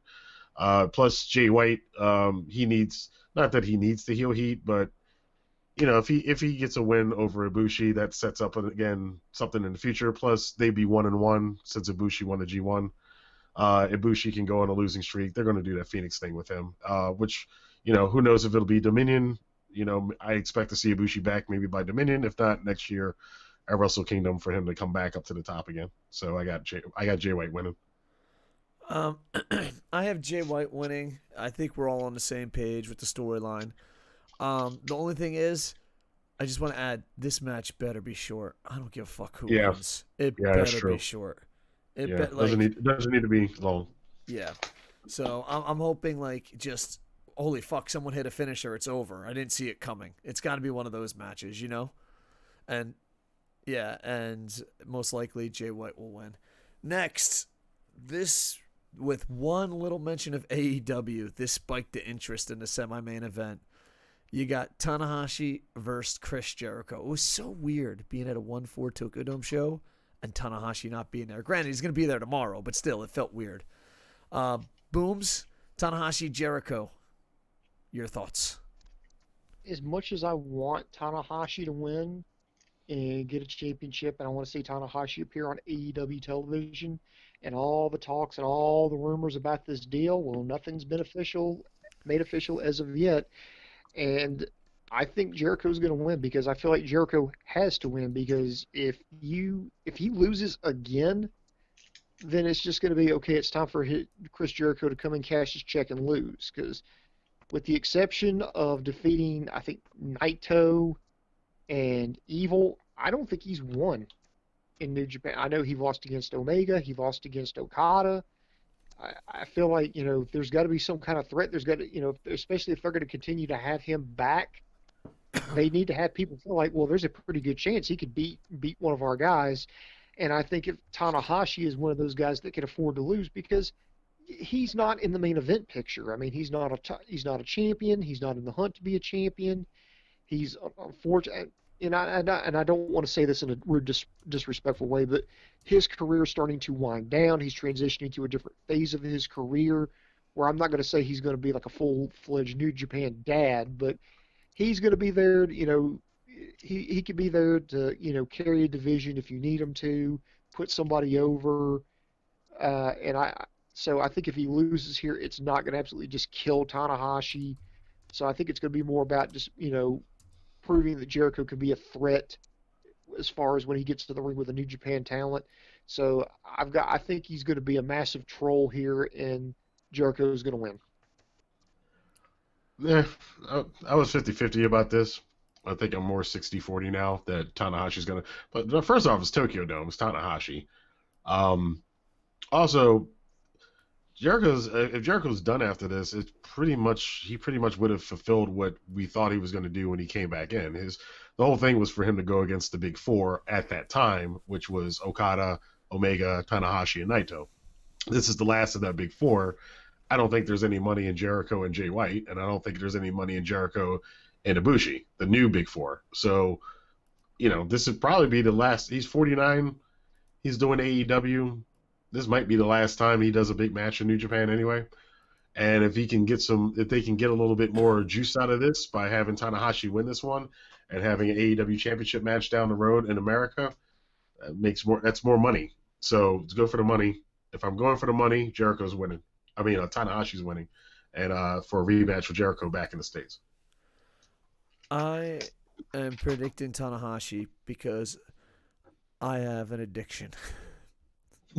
And my addiction is Kenny Omega returning to New Japan. I don't care if he's under an AEW contract. I don't care if Okada has to go to AEW. I've lived a good life.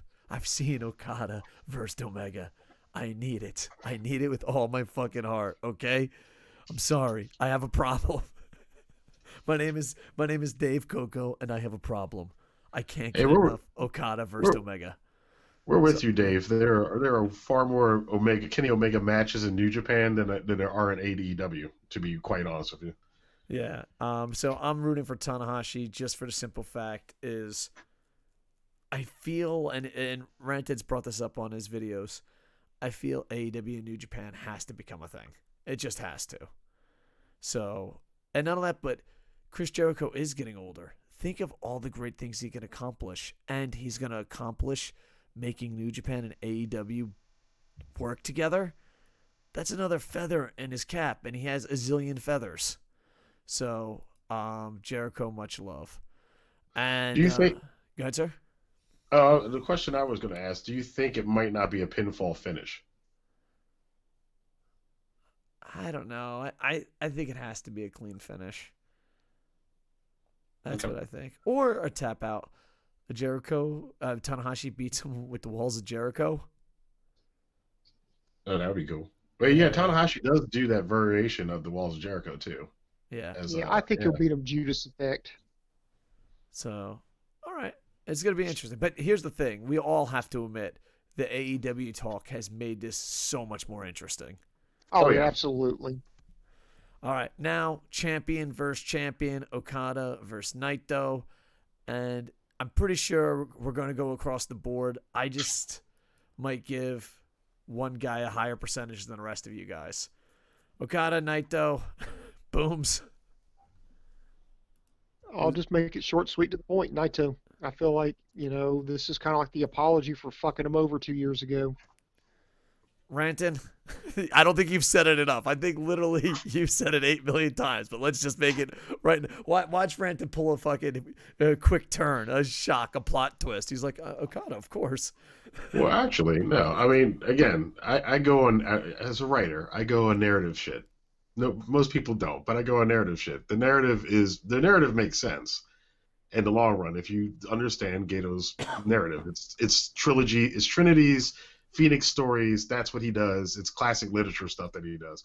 So this is Naito's our third attempt.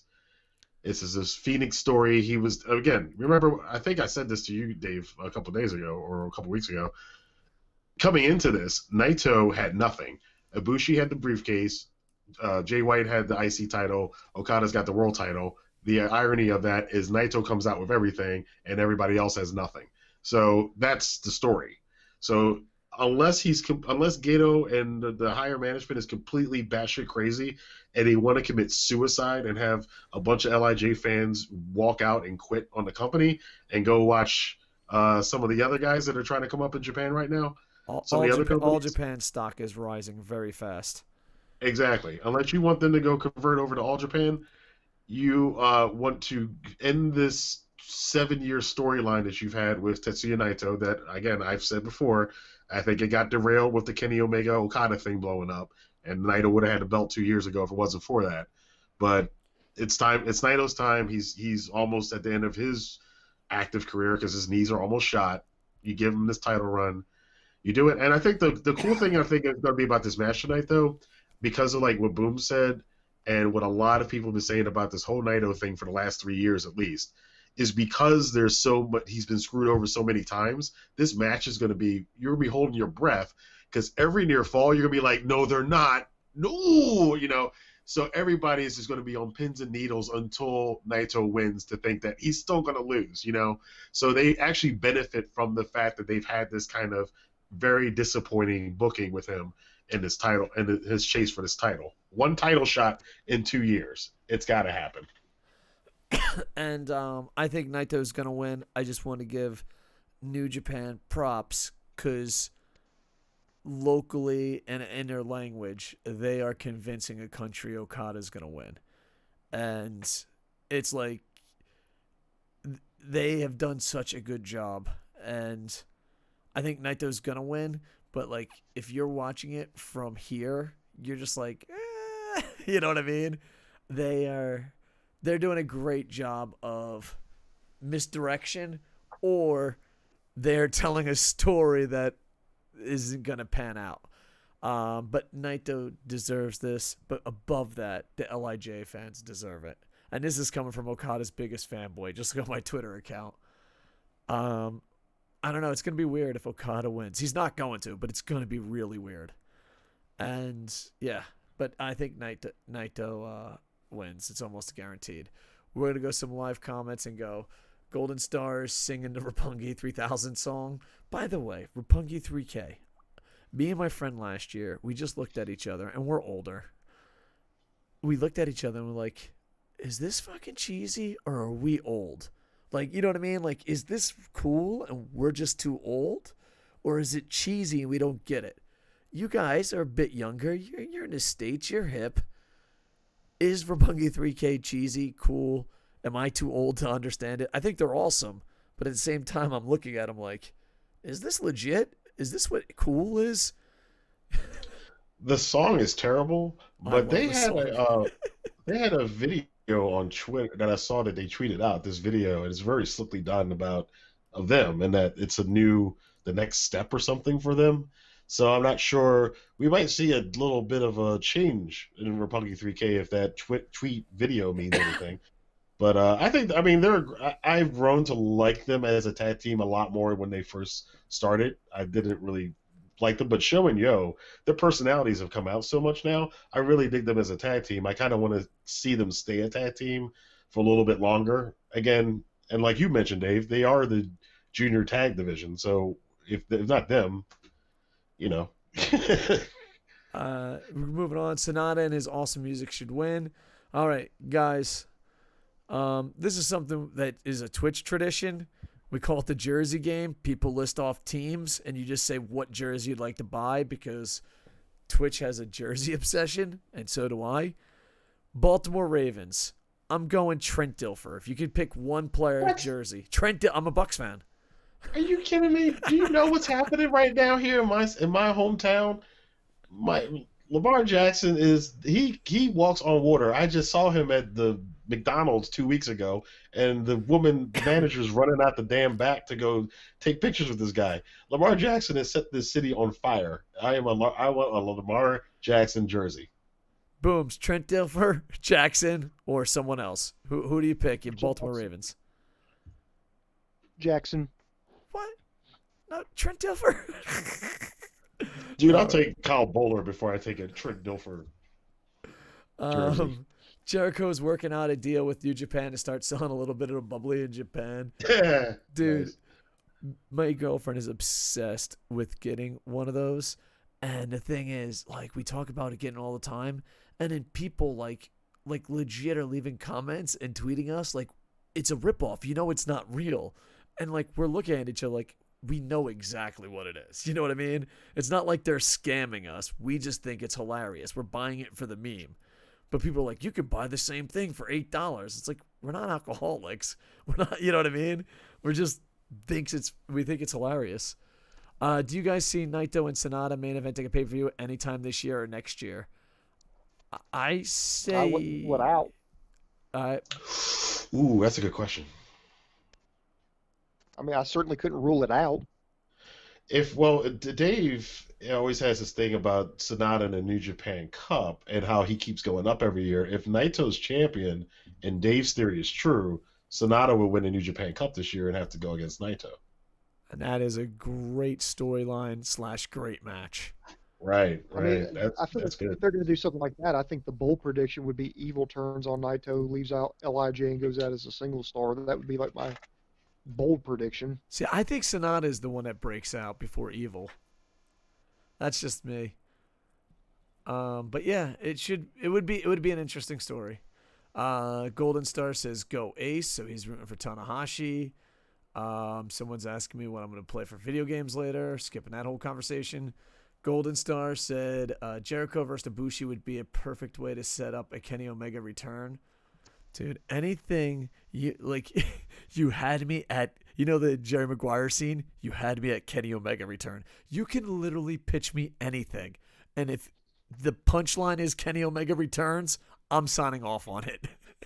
Ooh, what if Jay White winds up beating down Ibushi tonight and somebody has to come in to make the save? Oh, how crazy would that be if Omega has to I'm make running the save? around naked to Tokyo Dome. I'm going to get arrested, okay? I don't think it's going to happen, but that would be insane if that happened. Oh, God, I pray. I pray to Terry Funk every night if they could do that. If that's not happening, then they shouldn't do the match. By the way, Dave, where's my Tanahashi shirt that you definitely promised me? I don't know what the fuck happened on Twitter today.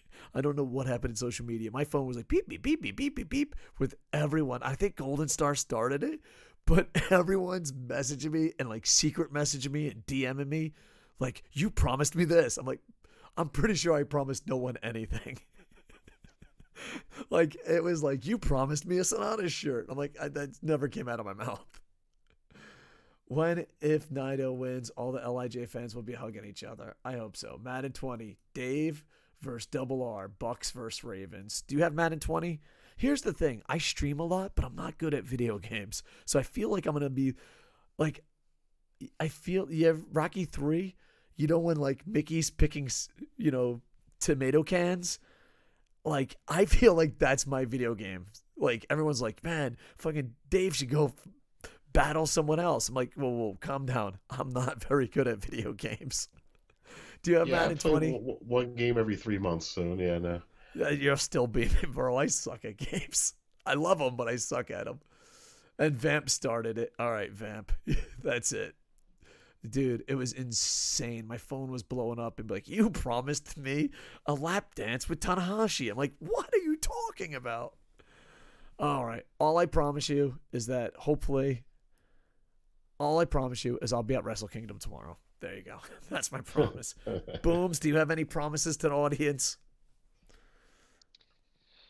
I'm hoping to review this show tonight. I believe it comes on at 1 a.m. our time. Ranton, is that right? 1 a.m.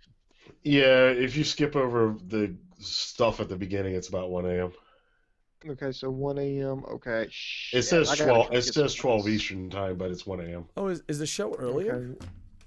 Yeah, I think. Let me Yeah. look at the NJPW World. I think they said 12 midnight here on the East Coast. My tickets say it's the same time. Yeah, it says January 5th, midnight on the East Coast, 9 p.m. Pacific. Oh, it is earlier. Bear Friend is Yeah. wrong. I would have been late. Thanks, guys. There you go. See, what you won't miss out on that. Never open 6-man tag gauntlet match. Exactly. Oh, goody. I don't have to stay up until Scribbles 3 a.m. at 30 a.m. again. It wasn't even a number. It was just scribble marks 7:30 a.m. Yeah, nice. So maybe I can come home and actually do this. I was afraid I wasn't going to be able to do it because it's 5 o'clock in the morning now, and the next day I have to work. So I'm a little nervous, but hey, I'll be here. And Wrestling Rantin, the invitation's open. Boom, boom, the invitation's open. We'll rock and roll. All right. Sounds good. Yeah, I think that's it, man. All right.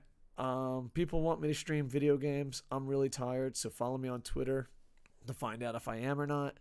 Wrestling Rantin, I love you with all my heart. Promote everything. Everything you've ever done. Promote it now. Okay. Ready? We'll be here for an hour if I do that. In the third grade, I once sold lemonade. Oh God. You can check out Rassslin Rantin, Rassslin Rantin on the YouTubes. Tons and tons of videos. Just had the countdowns for the best of 2019 awards, so you can go there, check them out, and then tell me in the comment box why my top 10s are wrong. You can also check out what else can you check out? You can check out the Kind of Cold series. It's on Amazon. It's blowing up right now on Amazon. The first 3 books in the Kind of Cold series, if you like urban fantasy fiction. And we will be doing a review of Wrestle Kingdom and a preview of my Starrcade and the night that Starrcade died, Starrcade 87 versus the Survivor Series 1987, when Vince McMahon screwed Crockett and the beginning of the end of Crockett. So that'll be coming up on the channel in the next 2 weeks. And you want to hear the saddest stat ever? We are about to raid Lucha Libre, and for like over 2 hours, we had more viewers than Lucha Libre AAA. That's not good for AAA. Booms, do you got anything you want to promote? No, I guess I gotta try to get some sleep because I gotta try to get up and watch this event. All right, Rantin, thank you for everything. As always, you're always welcome here. We see you as family. And let's talk soon. Guys, let's try our best to come back tomorrow night. And please check out Wrestling Rantin for his stuff. All right. Follow me on Twitter at Koco Sports because there's just going to be too much content coming up. All right. Gentlemen, anything else? Because if not, we're going to go raid Lucha Libre. Arriba. All right. With that, I am over. Ba-na-na-na-na-na. Hey. Ba-dum-bum-bum. Ba-na-na-na-na. Hey. Ba-dum-bum-bum-bum. Ba-na-na-na-na-na. Hey. Ba-dum-bum-bum. Ba-na-na-na.